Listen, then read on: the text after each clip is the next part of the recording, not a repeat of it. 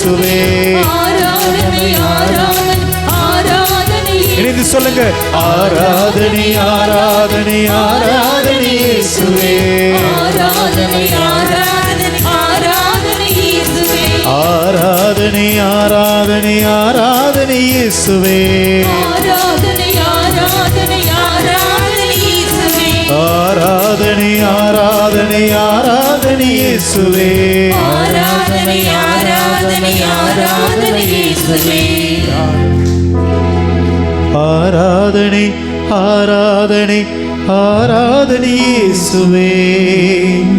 ஆராதனை ஆராதனை ஆராதனை இயேசுவே.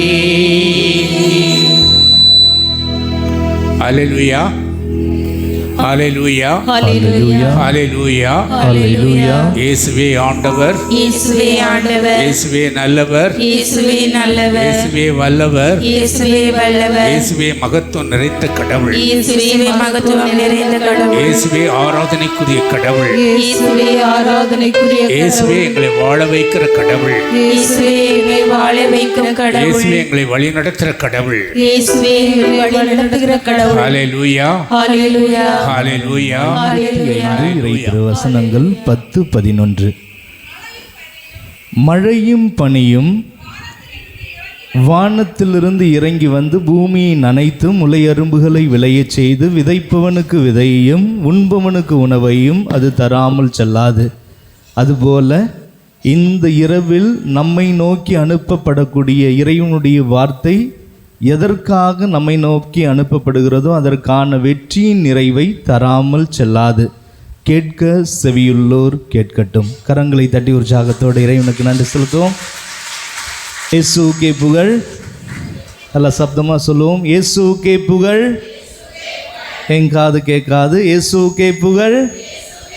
நல்ல சிரிச்ச முகத்தோட இயேசுவுக்கே நன்றி, இயேசுவுக்கே நன்றி, இயேசுவுக்கே நன்றி. மரியே வாழ்க, மரியே வாழ்க, மாதாவே வாழ்க, மாதாவே வாழ்க.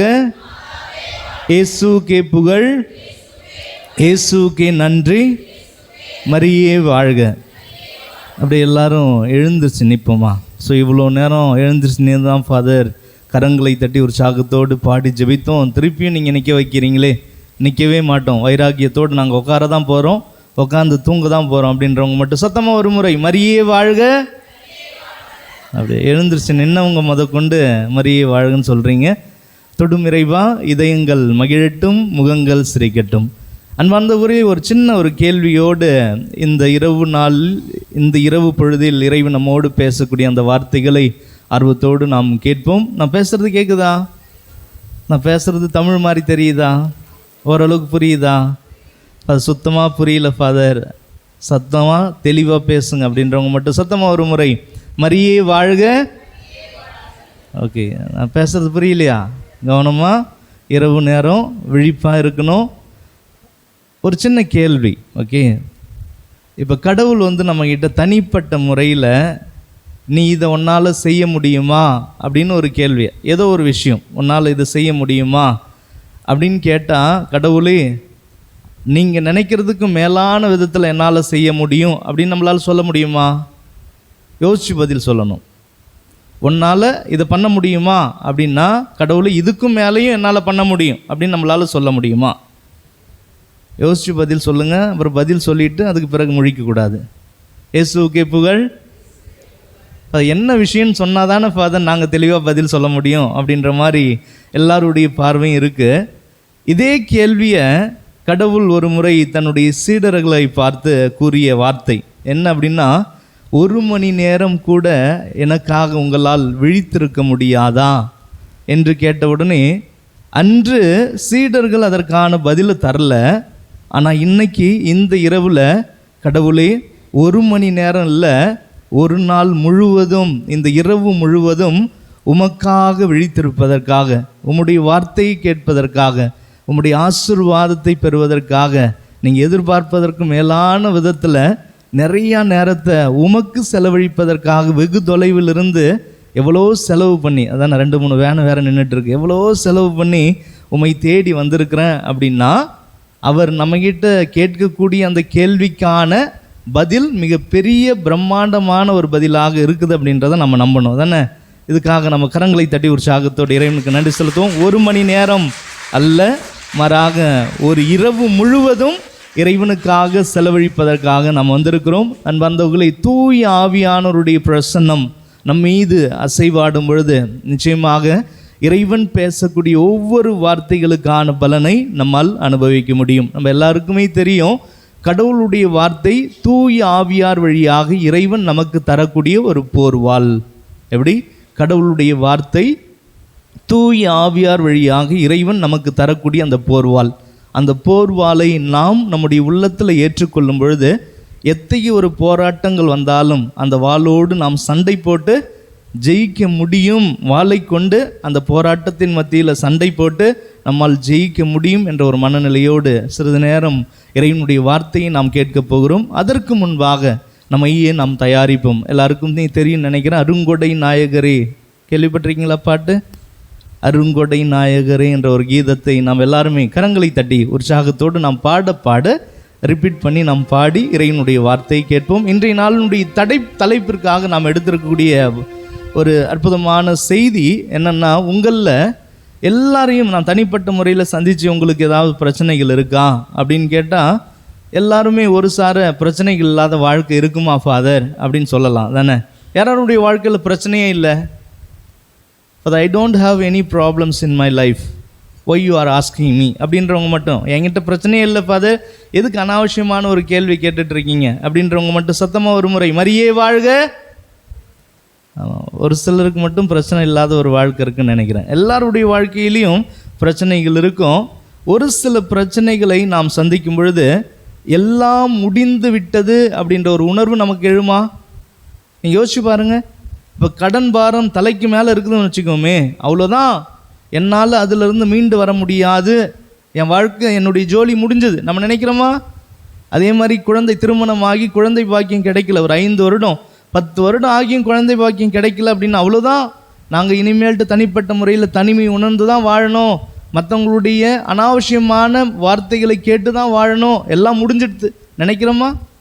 ஏதாவது உடல் உள்ள ஆரோக்கியம் இல்லை, நீண்ட நாட்களாகவே உடலில் ஏதோ ஒரு நோய் இருக்குன்னு வச்சுக்கோமே, மருத்துவர்களால் குணப்படுத்த முடியல, மருந்தால் குணப்படுத்த முடியல, அவ்வளோதான் எல்லாம் முடிஞ்சிடுது அப்படின்னு நம்ம நினைக்கிறோமா? ஒரு சில பிரச்சனைகளை நாம் நம்முடைய வாழ்க்கையில் சந்திக்கும் பொழுது எல்லாம் முடிந்து விட்டது என்ற ஒரு எண்ணத்தோடு இந்த இரவு விழிப்பு ஜெப வழிபாட்டில் கலந்து கொள்வதற்காக வந்திருக்கிறீங்க அப்படின்னா உங்களுக்கான செய்தி இன்றைய நாளினுடைய செய்தியாக அமையப்போகிறது. எல்லாம் முடிஞ்சிடுது அப்படின்னு நீங்கள் நினைக்கிறீங்கன்னா புதிய துவக்கத்தை தருவதற்காக இறைவன் தயாராக இருக்கிறார். ஒன்றினுடைய முடிவு மற்றொன்றின் துவக்கம். கரங்களை தட்டி உற்சாகத்தோடு இறைவனுக்கு நன்றி சொல்லுவோம்மா. இந்த கான்செப்ட் புரியுதா? என்ன தலைப்பில் வீட்டுக்கு போனாலும் நம்ம பங்குகளில் இருக்கக்கூடிய மக்கள் இன்றைக்கி என்ன சிந்திச்சிங்க, என்ன கேட்டீங்க அப்படின்னா மற்ற விஷயங்கள் உங்களுக்கு ஞாபகம் வருதோ வரலையோ, ஒன்றினுடைய முடிவு மற்றொன்றின் துவக்கம் என்பதை விவிலியத்தில் வெவ்வேறு கோணங்களில் நாம் ஆழமாக சிந்திக்க போகிறோம். அதற்கு முன்பாக அப்படியே கண்களை மூடுவோம். தூய ஆவியானவருடைய கீதத்தை பாடுவதற்கு முன்பாக கண்களை மூடி 2 கரங்களையும் இதயத்தோடு நாம் சேர்த்து பிடிப்போம். இதயத்தோடு நாம் சேர்த்து பிடிப்போம். அன்பு இயேசுவே, உம்முடைய அன்பு பிள்ளைகளாகிய இவர்கள் ஒவ்வொருவரும் எசாயா புத்தகம் அதிகாரம் 55 இறை திருவசனம் 6 எங்களுக்கு எடுத்து சொல்வதைப் போல ஆண்டவரை காண்பதற்கு வாய்ப்புள்ள பொழுதே அவரை தேடுங்கள், அவர் அண்மையில் உள்ள பொழுதே அவரை நோக்கி மன்றாடுங்கள் என்ற ஒரு வாக்கு தத்தத்திற்கு இணங்க அந்த வார்த்தைக்கு வடிவத்தை தரும் வண்ணமாக இந்த நாளில் நீர் தந்திருக்கக்கூடிய இந்த அரிய வாய்ப்பினை சரியான விதத்தில் பயன்படுத்தி பிள்ளைகளாக இவர்கள் வந்திருக்கிறார்கள்.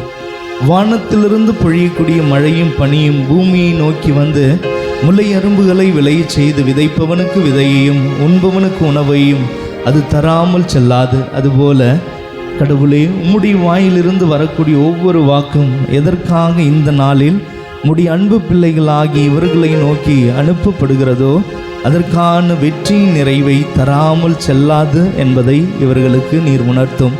அன்பு இயேசுவே, 1 பேதுரு அதிகாரம் 5:6 எங்களுக்கு எடுத்து சொல்லதைப் போல ஆண்டவருடைய வல்லமை மிக்க கரத்தின் கீழ் உங்களை தாழ்த்துங்கள், அப்பொழுது அவர் உங்களை ஏற்ற காலத்தில் உயர்த்துவார். ஒரு சில காரியங்களை நினைத்து பார்த்து எல்லாம் முடிந்து விட்டது, என்னுடைய வாழ்க்கையில் இனி எந்தவித அற்புதத்தாலும் நான் ஆசீர்வதிக்கப்பட மாட்டேன், என்னுடைய வாழ்க்கையில் இன்னும் மிகுதியான வேதனையைத்தான் நான் அனுபவிக்கப் போகிறேன் என்று ஒரு சிலர் வேதனையோடு வாஞ்சியோடு உம்மை இறுக்கமாக பிடித்து கொள்ள வேண்டும் என்ற ஒரு தாக்கத்தோடு வந்திருக்கலாம். இப்பொழுது ஆர்வத்தோடு வந்திருக்கக்கூடிய இவர்களோடு பேசுமப்பா. நீ பேசக்கூடிய அந்த வார்த்தைகள் இழந்து போன ஆசீர்வாதங்களை பெறுவதற்கான அடித்தளமாக மாற வேண்டும் என்ற ஒரு நம்பிக்கையோடு நாங்கள் ஜெபிக்கிறோம். உடல் நலனையும் விட மேலான செல்வம் இந்த உலகத்தில் இல்லை என்றும், உள்ள மகிழ்ச்சியையும் விட மேலான இன்பம் இந்த உலகத்தில் இல்லை என்றும் நீர் அற்புதமான விதத்தில் எடுத்து சொல்லியிருக்கிறீங்க. உடல் உள்ள ஆரோக்கியத்திற்காக, பொருளாதார ரீதியாக அனுபவிக்கக்கூடிய பிரச்சனைகளிலிருந்து விடுதலை பெற வேண்டும் என்ற ஒரு ஏக்கத்தோடு, உணர்வுகள் பிரச்சனைகளிலிருந்து விடுதலை கிடைக்க வேண்டும் என்ற ஒரு ஏக்கத்தோடு, உறவு சிக்கல்களிலிருந்து விடுதலை கிடைக்க வேண்டும் என்ற ஒரு வாஞ்சியோடு, பற்பல வேண்டுதல்களோடு விண்ணப்பத்தோடு உம்மை நாடி தேடி ஓடி வந்திருக்கிறார்கள். எல்லாம் முடிந்து விட்டது என்ற ஒரு உணர்வை மாற்றி ஒன்றினுடைய முடிவு மற்றொன்றின் துவக்கம் என்ற ஒரு அற்புதமான பாடத்தை நீர் இவர்களுக்கு கற்றுத்தாரும். அன்பு இயேசுவே, உம்மாகலாகாதது எதுவுமே இல்லை என்ற ஒரு நம்பிக்கையோடு நாங்கள் ஜெபிக்கிறோம். இயேசுவே, கடந்த மாதம் முழுவதும் ஜெபமாலை மாதமாக நாங்கள் எங்களுடைய பங்குகளில் தொடர்ந்து உம்முடைய அன்னையை மகிமைப்படுத்தும் வண்ணமாக மங்கள வார்த்தை ஜெபத்தை சொல்லி அவருக்கு புகழாரம் சூட்டிய பிள்ளைகளாக இந்த புதிய மாதத்தை நாங்கள் துவங்கி இருக்கிறோம். இன்று நாங்கள் குடும்பமாக இணைந்து புனிதர்களுடைய விழாக்களை கொண்டாடி கொண்டிருக்கக்கூடிய இந்த வேளையில் நாங்கள் நாளைய தினத்தில் இன்னும் சில நிமிடங்களில் எங்களை விட்டு பிரிந்து சென்றிருக்கக்கூடிய ஒவ்வொரு ஆன்மாக்களையும் நாங்கள் நினைத்து பார்த்து அவர்களுக்காக ஜெபிக்கவிருக்கிறோம். புனிதர்கள் எங்களுக்காக பரிந்து பேச வேண்டும் என்று நாங்கள் வேண்டுகிறோம். அப்பா, எங்களுடைய குடும்பத்தில் இறந்து போன ஒவ்வொரு ஆன்மாக்களும் எங்களுக்காக வேண்டுவார்கள் என்று நாங்கள் நம்புகிறோம். எங்களுடைய குடும்பத்தை ஆசீர்வதியும். இவர்கள் விரும்பி கேட்கக்கூடிய ஒவ்வொரு ஜெபத்திற்கான பலனை தாரும் அப்பா. எதிர்நோக்கு பார்வையோடு உம்மை தேடி வந்திருக்கிறார்கள். ஒருபோதும் இவர்கள் ஏமாற்றத்தை அனுபவிக்காத வண்ணமாக உம்முடைய துணையாளரை இவர்கள் மீது நீர் அசைவாடச் செய்வீராக. ஆட்கொள்ளவா என்னை ஆட்கொள்ளவா, அண்ணலாய் தனலாய் உருமாற்றவா. ஆட்கொள்ளவா என்னை ஆட்கொள்ளவா, அண்ணலாய் தனலாய் உருமாற்றவா. அண்ணலாய் தனலாய் உருமாற்றவா. அருங்கொடை நாயகரே, இன்னை ஆட்கொள்ளும் ஆவியாரே, தெய்வீக ஒளியால் திவிட்டாத மொழியால் என்னை இன்று நிரப்புமையா. உந்தன் சித்தம் போல் நடத்துமையா. நல்ல கரங்களை தட்டி உற்சாகத்தோடு பாடுவோம். வாஞ்சியோடு எந்தவித பராக்குகளுக்கும் இடம் கொடாமல்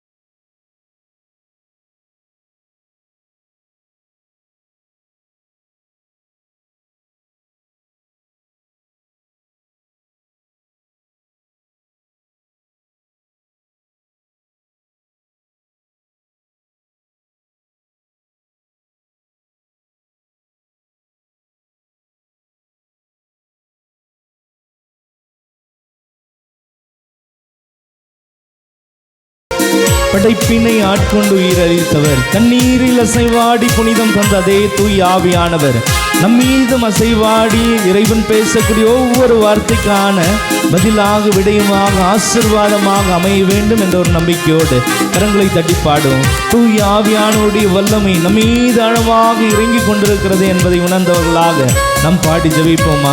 நம்மிடம் இருக்கக்கூடிய ஒவ்வொரு இருளான சூழ்நிலைகளையும் இறைவன் மாற்றப் போகிறார். நம்மிடம் இருக்கக்கூடிய ஒவ்வொரு குறைகளையும் இறைவன் மாற்றப் போகிறார்.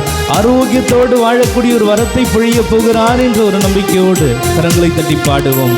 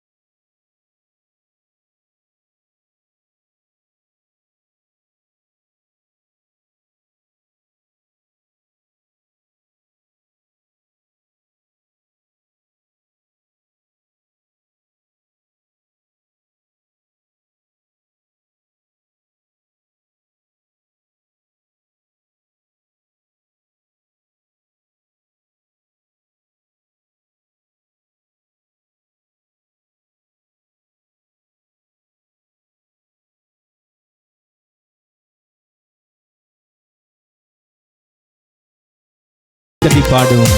நன்றி இயேசுவே, உம்முடைய துணையாளரை தந்து எங்களை சரியான பாதையில் நடந்து செல்வதற்கான ஒரு வரத்தை பொழிந்திருக்கிறேன்.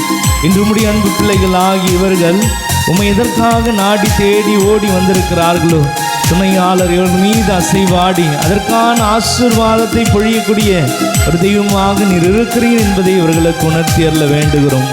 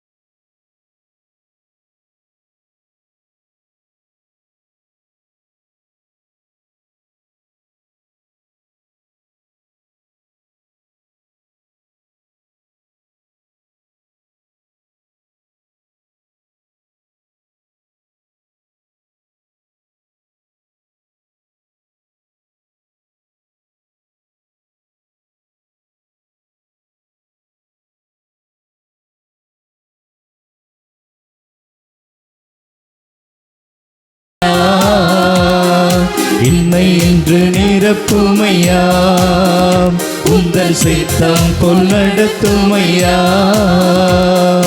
என்னை இன்று நிரப்புமையா, உந்தன் சித்தம் போல் நடத்துமையா. இரண்டு கரங்களை மேலே உயர்த்தி, நானும் என் வீடும் என் வீட்டார் அனைவரும் ஓயாமல் நன்றி சொல்வோம். நானும் என் வீடும் என் வீட்டார் அனைவரும் ஓயாமல் நன்றி சொல்வோம். சொல்லுவோமா? நானும் என் வீடும் என் வீட்டார் அனைவரும் ஓயாமல் நன்றி சொல்வோம். மீண்டுமாய் நானும் என் வீடும் வாஞ்சியோடு அனைவரும் ஓயாமல் நன்றி சொல்வோம். ஓயாமல் நன்றி சொல்வோம். கரங்களை தட்டி உற்சாகத்தோடு இறைவனுக்கு நன்றி செலுத்துவோம். அப்படியே அனைவரும் அமருவோம், அனைவரும் அமருவோம். இயேசுவுக்கே புகழ். அல்லாஹ் சப்தமா இயேசுவுக்கே புகழ். ஆரம்பிக்கலாமா? இயேசுவுக்கே புகழ், இயேசுவுக்கே நன்றி, இயேசுவுக்கே நன்றி. அல்லாஹ் சப்தமா இயேசுவுக்கே நன்றி. மரியே வாழ்க, மரியே வாழ்க. ஸோ தூங்கலான்னு சொல்லிட்டு ஒரு முடிவோடு வந்திருக்கீங்கன்னா கண்டிப்பாக தூங்க விட மாட்டேன். ஒரு சமயம் யாராவது தூங்கி பார்த்த முகரக்கிட்ட தான். ஸோ அதனால் யாராவது தூங்கி மாட்டிக்கிட்டிங்கன்னா நீங்கள் மாட்டின அந்த நேரத்துலேருந்து 10 நிமிஷம் பிரசங்கம் உங்களுக்கு மட்டும்தான். இயேசுவுக்கே புகழ். அதே மாதிரி பேசி மாட்டிக்கிட்டீங்க அப்படின்னா ஒரு 10 நிமிஷம் பிரசங்கம் நீங்கள் எனக்கு பதிலாக பண்ண போகிறீங்க. ஸோ உங்கள் இடத்துல நான் பிடிச்சிக்குவேன். அதனால் பெரும்பாலும் தூங்க மாட்டீங்க, எனக்கு நல்லா தெரியும். என் ஆர்வத்தோடு வாஞ்சியோடு வந்திருக்கீங்க. 1 மணி நேரம் இல்லை, ஒரு இரவு முழுவதும் இறைவனுக்காக செலவழிப்பதற்காக வந்திருக்கக்கூடிய உங்கள் ஒவ்வொருவரையும் பார்த்து இறைவன் நீங்கள் எல்லாருமே பேறு பெற்றவர்கள் என்ற ஒரு பட்டத்தை தருகிறார். ஸோ பட்டத்தை தந்துட்டாருன்னா நாம் ஹாய் ஊயின்னு கத்தி ஆரம்பித்து நம்ம அஜால் குஜால் பண்ணுவோம், அதானே? ரொம்ப சந்தோஷமாக இருப்போம், அதானே? பேறு பெற்றவர்கள், பாக்கியவான்கள், எனக்கு பிடித்தமான பிள்ளைகள் அப்படின்னு சொல்லிட்டாலே நம்ம ரொம்ப சந்தோஷப்படுவோம், அதானே? சந்தோஷப்படுறவங்க ஆட்டோமேட்டிக்காகவே கரங்களை தட்டி இறைவனுக்கு நன்றி செலுத்துவார்கள். தொடும் இறைவா, இதயங்கள் மகிழட்டும், முகங்கள் சிரிக்கட்டும். இயேசுவுக்கே புகழ். பிலிப்பியருக்கு எழுதி திருமுகம் அதிகாரம் 4 இறை திருவசனம் 6 நீங்கள் பார்த்தீங்கன்னா 4:6 எடுத்து வாசிப்போம். 4:6 பிலிப்பியருக்கு எழுதி திருமுகம் அதிகாரம் 4:6. எதை பற்றியும் கவலைப்பட வேண்டாம், ஆனால் கவனமாக கேளுங்க, ஜபங்களிலே உன்னதமான ஜபம் நன்றியின் ஜபம். இயேசுவுக்கே புகழ். நான் பேசுறது புரியுதா? பேசுறது புரியுதா? பேசுறது தமிழ் மாதிரி தெரியுதா ஓரளவுக்கு? இயேசுவுக்கே புகழ். எதை பற்றியும் கவலைப்பட வேண்டாம், ஆனால் நன்றியுடன் கூடிய இறைவேண்டலில் நீங்கள் ஈடுபடும் பொழுது நீங்கள் விரும்பி கேட்கக்கூடிய ஒவ்வொரு ஜபத்திற்கான பலனையும் உங்களால் பெற்றுக்கொள்ள முடியும். இயேசுவுக்கே புகழ். அப்போ நம்ம என்ன பண்ணணும் அப்படின்னா, நம்முடைய பங்குகளில் மட்டும் இல்லை, ஒவ்வொரு தியான இல்லங்களில் மட்டும் இல்லை, நம் தனிப்பட்ட முறையில் ஜெப வழிபாட்டில் இறைவேண்டலில் ஈடுபடுகிறோம் அப்படின்னாலே ஆரம்பத்தினுடைய இந்த இனிஷியல் அப்ரோச் எப்படிப்பட்டதாக இருக்கணுமா? நன்றியுடன் கூடிய, நம்ம எவ்வளோதான் வேதனைப்பட்டவர்களாக இருந்தாலும், எல்லாம் முடிந்து விட்டது என்ற ஒரு மனநிலையோடு வந்தாலும் நம்முடைய மனநிலையை எப்படிப்பட்டதாக மாற்றிக்கொள்ள வேண்டுமாம்? நன்றி உணர்வு நிறைந்ததாக மாற்றிக்கொள்ளும் பொழுதுதான் நாம் எப்பொழுதுமே இறைவனால் நினைவு கூறப்பட்டு நம்முடைய ஜபத்திற்கான பலனை நாம் எதிர்பார்ப்பதற்கு மேலான விதத்தில் நம்மால் பெற முடியும். நாம் ஏற்கனவே சகோதரர் மூலமாக நிறைய பாடல்களை பாடி இறைவனுக்கு நன்றி செலுத்திட்டோம். பட் இருந்தாலும் ஒரு சில வினாடிகள் ஆத்மார்த்த உணர்வுகளோடு அஃபிஷியலாக ஒரு பல முறை நம்ம நன்றி சொல்லிட்டு இறைவனுடைய வார்த்தையை கேட்கலாமா? இயேசுவுக்கே புகழ். யாரெல்லாம் ஜபமாலை கொண்டு வந்திருக்கீங்க? ஜபமாலை கொண்டு வந்திருக்கிறவங்க மட்டும் கரங்கள் எடுப்போம். பெரும்பாலும் எங்கள் தியான இல்லத்தில் நான் பயன்படுத்தக்கூடிய டெக்னிக், ஓகேவா? இதெல்லாம் இப்போ காலையிலையும் எங்களுக்கு தியானம் நடந்தது.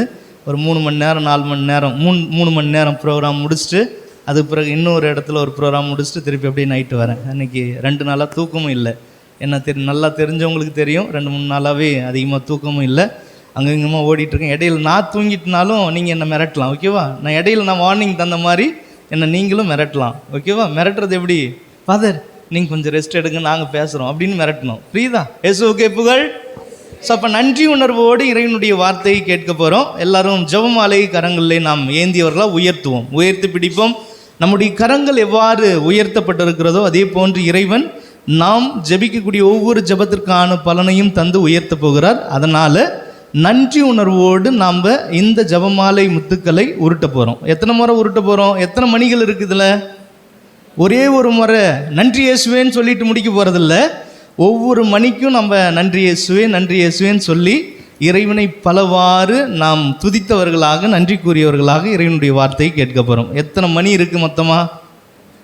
53 + 5 6 53 + 6 எவ்வளோ? 59. இந்த குருசை சேர்த்து எவ்வளோ? 69. 60 அதானே? 60 முறை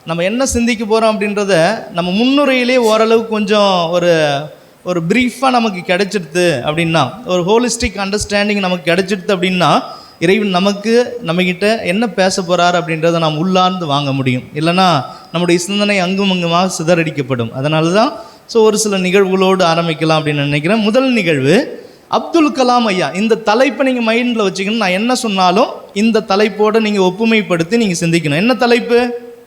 என்ன தலைப்பு சத்தமா என்ன தலைப்பு? ஒன்றினுடைய முடிவு மற்றொன்றின் துவக்கம். எல்லாம் முடிஞ்சிடுதுன்னு சொல்லிட்டு முடங்கி கிடக்காம புதிய துவக்கத்தை இந்த இரவிலிருந்து இறைவன் நமக்கு தருவதற்காக தயாராக இருக்கிறார். ஒன்றினுடைய முடிவு மற்றொன்றின் துவக்கம். எல்லாம் முடிஞ்சிடுதுன்னு நினைக்காம புதிய ஆரம்பத்தை இறைவன் சூப்பர் அமர்க்கலமான விதத்தில் நமக்கு தரப்போகிறார் அப்படின்ற ஒரு நம்பிக்கை நாம் பெற்றுக்கொள்வோம். அப்துல் கலாமை பற்றி நீங்கள் கேள்விப்பட்டிருப்பீங்க. இவர் ஒரு முறை என்ன பண்ணுறாரு அப்படின்னா, ஒரு பள்ளிக்கூடத்திற்கு ஒரு சொற்பொழிவு ஆற்றுவதற்கான ஒரு அழைப்பை பெறுகிறார். பெரும்பாலும் மாணவர்களுக்கு நிறைய மோட்டிவேஷ்னல் ஸ்பீச்சஸ்லாம் தருவார். நீங்கள் பார்த்தீங்கன்னா இந்த யூடியூப்பில் போய் டைப் பண்ணிங்கன்னா the motivational talk given by Abdul Kalam அப்படின்னு நீங்கள் டைப் பண்ணிங்கன்னா நிறைய நிகழ்வுகளை நீங்கள் கேட்கலாம். அதில் ஒரு ஸ்கூலில் அவர் ஆற்றிய அந்த சொற்பொழிவில் கூறிய ஒரு கதை. என்ன கதை அப்படின்னா, ஒரு முறை எல்லா பறவைகளும் அப்படி உங்களுடைய மனக்கண்களுக்கு முன்பாக கொண்டு வாங்க. இந்த நிகழ்வு ஒரு காட்சியாக உங்களுக்கு முன்பாக இருப்பதாக நீங்கள் நினச்சிக்கிங்க. புரியுதுங்களா? அவர் சொல்கிறாரு, அன்பார்ந்தவர்களே, இது ஒரு கற்பனை கதை தான். அன்பார்ந்த பிள்ளைகளே, இது ஒரு கற்பனை கதை தான். ஆனால் இந்த கற்பனை கதை ஆழமான ஒரு பாடத்தை உங்கள் ஒவ்வொருவருக்கும் எடுத்து சொல்ல போகிறது. என்ன ஆழமான பாடம் அப்படின்னா, ஒரு முறை எல்லா பறவைகளும் என்னென்ன பறவைகள்லாம் நமக்கு தெரியுமோ எல்லா பறவையும் நீங்கள் கொண்டு வாங்க. அது காகமாக இருக்கலாம், புறாவாக இருக்கலாம், மைனாவாக இருக்கலாம், கிளியாக இருக்கலாம், பருந்தாக இருக்கலாம், கழுகாக இருக்கலாம், சிட்டுக்குருவியாக இருக்கலாம். எதுவாக இருந்தாலும் எல்லா பறவைகளும் ஒரு மீட்டிங் போடுறாங்க. ஓகேவா? ஒரு மீட்டிங் போடுறாங்க. அவங்களுக்குள்ளே பேசிக்கிறாங்க. ரொம்ப நாட்களாகவே நமக்கு வாய்க்கு உனைக்கா எந்த சாப்பாடுமே கிடைக்கல, எந்த ஒரு இறையும் கிடைக்கல.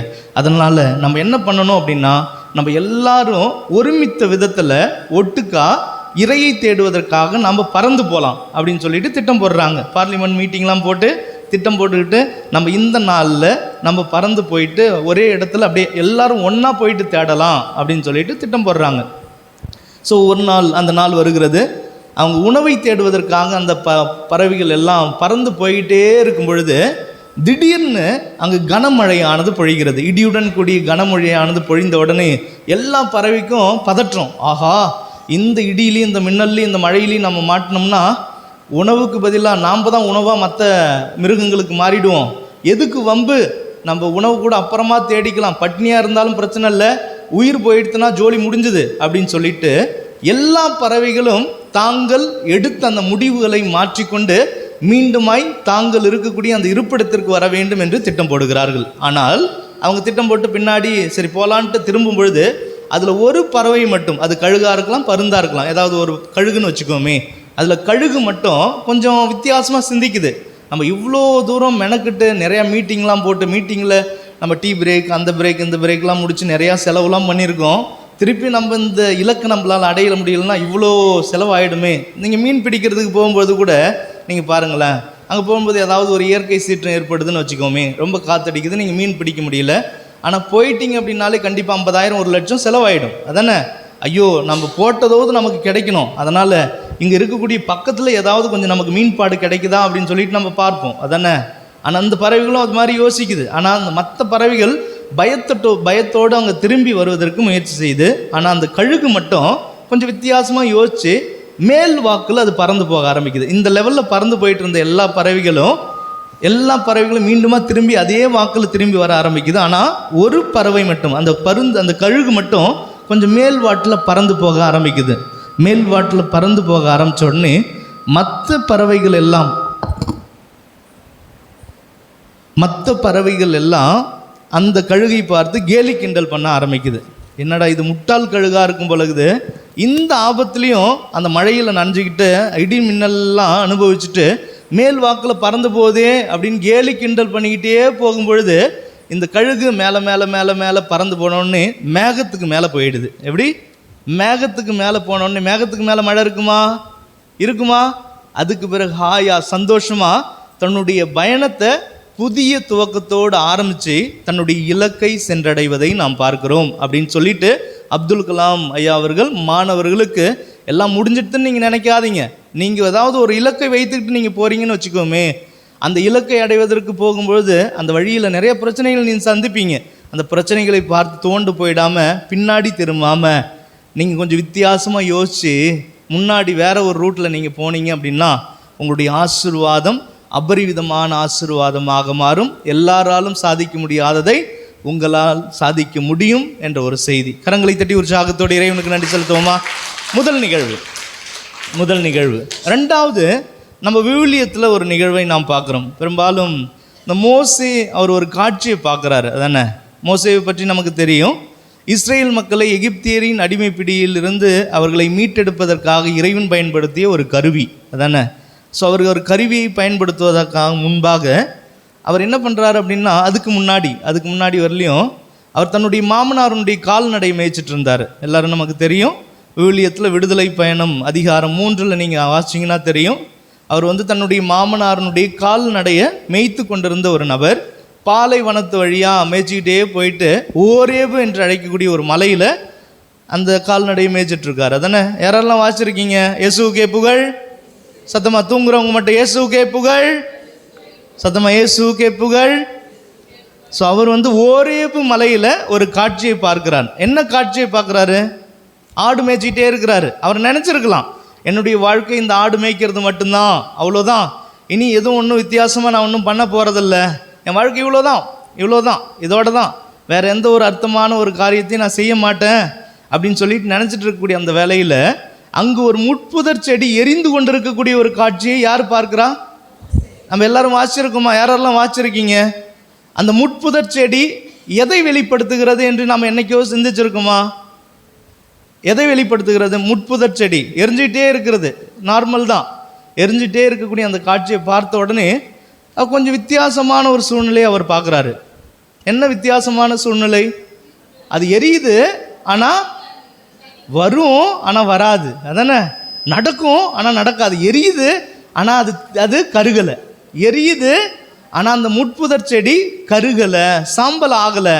அவருக்கு ஒரே ஆச்சரியம், இப்படி தகதன்னு எரிஞ்சிட்டு இருக்கு, ஆனால் இந்த செடிக்கு ஒன்றுமே ஆகலையே அப்படின்னு அவர் பார்க்குறாரு. இந்த நிகழ்வு நமக்கு 4 விஷயத்தை வெளிப்படுத்துது. அந்த முட்புதர் செடி எதை வெளிப்படுத்துகிறது? இஸ்ரேல் மக்களை குறித்து காட்டுகிறது. இன்னைக்கு இந்த இரவில் இந்த அருள்வாழ்வு தியான இல்லத்தை நோக்கி வந்திருக்கக்கூடிய உங்களை குறித்து காட்டக்கூடிய செடியாக அந்த முட்புதர் செடி இருக்கிறது என்பதை உணர வேண்டும். அங்கு எரியக்கூடிய அந்த நெருப்பு எதை வெளிப்படுத்துகிறது? அந்த இஸ்ரேல் மக்கள் அனுபவித்த இன்னல்கள், இடையூறுகள், இயலாமை, கஷ்டங்கள், கவலைகள், ஏக்கங்கள், ஏமாற்றங்கள், துன்பங்கள், துயரங்கள் என்று அடிமைதனத்தை வெளிப்படுத்துவதை நாம் பார்க்கிறோம். அப்போ இஸ்ரேல் மக்கள் மீது அந்த முட்புதர் செடி மீது எரியக்கூடிய அந்த நெருப்பு மேடு பள்ளங்களை வெளிப்படுத்துகிறது, துயரங்களை வெளிப்படுத்துகிறது, கஷ்டங்களை வெளிப்படுத்துகிறது. அப்போ நம் எல்லாருமே அந்த முட்புதனுடைய வெளிப்பாடாக இருக்கிறோம். முட்புதர்களாகிய நம்ம மேலேயும் நிறைய நெருப்பு எரிஞ்சிட்டே இருக்கு. கடன் பாரம் என்ற ஒரு நெருப்பு எரிஞ்சிட்டு இருக்கலாம். உங்களில் சிலருக்கு குழந்தை பாக்கியம் இல்லையே என்ற ஒரு நெருப்பு எரிஞ்சிட்டு இருக்கலாம். இன்னும் சிலருக்கு உடல் உள்ள ஆரோக்கியம் இல்லையே என்ற ஒரு நெருப்பு எரிஞ்சிட்டு இருக்கலாம். எங்களுடைய குடும்பத்தில் அன்பு, அமைதி, சமாதானம் இல்லையே என்ற ஒரு நெருப்பு எரிஞ்சிட்டு இருக்கலாம். உங்களில் சிலருக்கு குடிப்பழக்கம் என்ற ஒரு நெருப்பு எரிந்து கொண்டிருக்கலாம். பிடிவாத குணம் என்ற ஒரு நெருப்பு எரிந்து கொண்டிருக்கலாம். இதெல்லாம் இன்னல்கள், இடையூறுகள், இயலாமை, கஷ்டங்கள், கவலைகள் என்று எத்தனையோ விதமான கஷ்டங்களை நீங்கள் அனுபவித்து கொண்டிருக்கலாம். அப்போ மனிதர்களாகிய நம்ம வாழ்க்கையில் கஷ்டம் இல்லாத ஒரு வாழ்க்கை நிச்சயமாக இல்லவே இல்லை. ஸோ உங்ககிட்ட நான் ஏற்கனவே சொன்ன மாதிரி எல்லாருடைய வாழ்க்கையிலையும் பிரச்சனைகள் இருந்து கொண்டு தான் இருக்குது. So all are facing difficulties but in different form. எல்லாருடைய வாழ்க்கையிலும் பிரச்சனைகள் இருந்து கொண்டு தான் இருக்கிறது, நெருப்பு எரிந்து கொண்டு தான் இருக்கிறது. ஆனால் அதில் ஒரு பெரிய இன்ட்ரெஸ்டிங்கான திங் என்னென்னா, அந்த முட்புதர் செடி ஒருபோதும் அழிந்து போகாது. நாம் ஒருபோதும் அழிந்து போக இறைவன் நம்மை விட மாட்டார். கரங்களை தட்டி உற்சாகத்தோடு இறைவனுக்கு நன்றி செலுத்துவோமா? உங்கள் வாழ்க்கையில் நிறையா பிரச்சனைகள் இருந்தாலும் நாம் அழிந்து போகும் வண்ணமாக இறைவன் நம்மை விட மாட்டார். முதல் விஷயம், வாழ்க்கையில் பிரச்சனைகள் இருக்குது தான், எல்லாம் முடிஞ்சிடுது அப்படின்ற ஒரு உணர்வு இருக்கலாம். ரெண்டாவது, நம்மை அழிந்து போகும் வண்ணமாக அவர் விட மாட்டார். அப்போ என்ன பண்ணுவார் அப்படின்னா, அப்போ அந்த நெருப்புலேருந்து அவர் பேச ஆரம்பிக்கிறாராம். நீங்கள் தொடர்ந்து வாசிங்கன்னா தெரியும். நெருப்புலேருந்து ஆண்டவருடைய குரல் யாரை நோக்கி ஒலிக்கிறதாம்? மோசேவை நோக்கி ஒலிக்கிறது. அப்போ கடவுள் எங்கே இருக்கிறார் அப்படின்னு நாம் பல நேரங்களில் சொல்லுவோம் தானே. ஃபாதர் இந்த பிரச்சனை ஃபாதர், நான் தொடர்ந்து வாய்ப்பு கிடைக்கும் பொழுதெல்லாம் இறைவனை தேடி ஓடி நான் வந்துட்டு இருக்கேன் ஃபாதர். எங்கள் பிரச்சனையின் பொழுது, சந்தோஷமாக இருக்கும் பொழுது கடவுள் என் கூட இருக்கிற மாதிரி எனக்கு ஃபீல் இருக்குது. ஆனால் என்னுடைய துன்பமான வேலையில், என்னுடைய இன்னல்கள் நிறைந்த சூழ்நிலையில் கடவுள் எங்கே இருக்கிறாருன்னு தெரியல. பல நேரங்களில் பல சபைக்கு பிரிந்து போவதற்கு காரணம் இப்படிப்பட்ட ஒரு நிலை தான். அதனை நிறைய நேரம் வாய்ப்பு கிடைக்கும் பொழுதெல்லாம் ஆண்டவருக்கு நான் டைமை தரேன் ஃபாதர், பட் ஆனால் என் குடும்பத்தில் கஷ்டம் வந்துக்கிட்டு தான் இருக்குது ஃபாதர், என்ன பண்ணுறது ஏது பண்ணுறதுன்னு ஒன்றுமே புரியல அப்படின்ற ஒரு புலம்பலோடு இருக்கும் பொழுது கடவுள் என்ன சொல்கிறாருன்னு தெரியுங்களாங்க. இந்த நிகழ்வு மூலமாக இந்த நெருப்பின் மத்தியில் நான் இருக்கிறேன், உங்களுடைய போராட்டங்களின் மத்தியில் நான் இருக்கிறேன், உங்களுடைய பிரச்சனைகளின் மத்தியில் இருக்கிறேன். நீங்கள் நினச்சிட்டு இருக்கலாம் அந்த பிரச்சனைகளை நீ சுமக்கிற அப்படின்னு.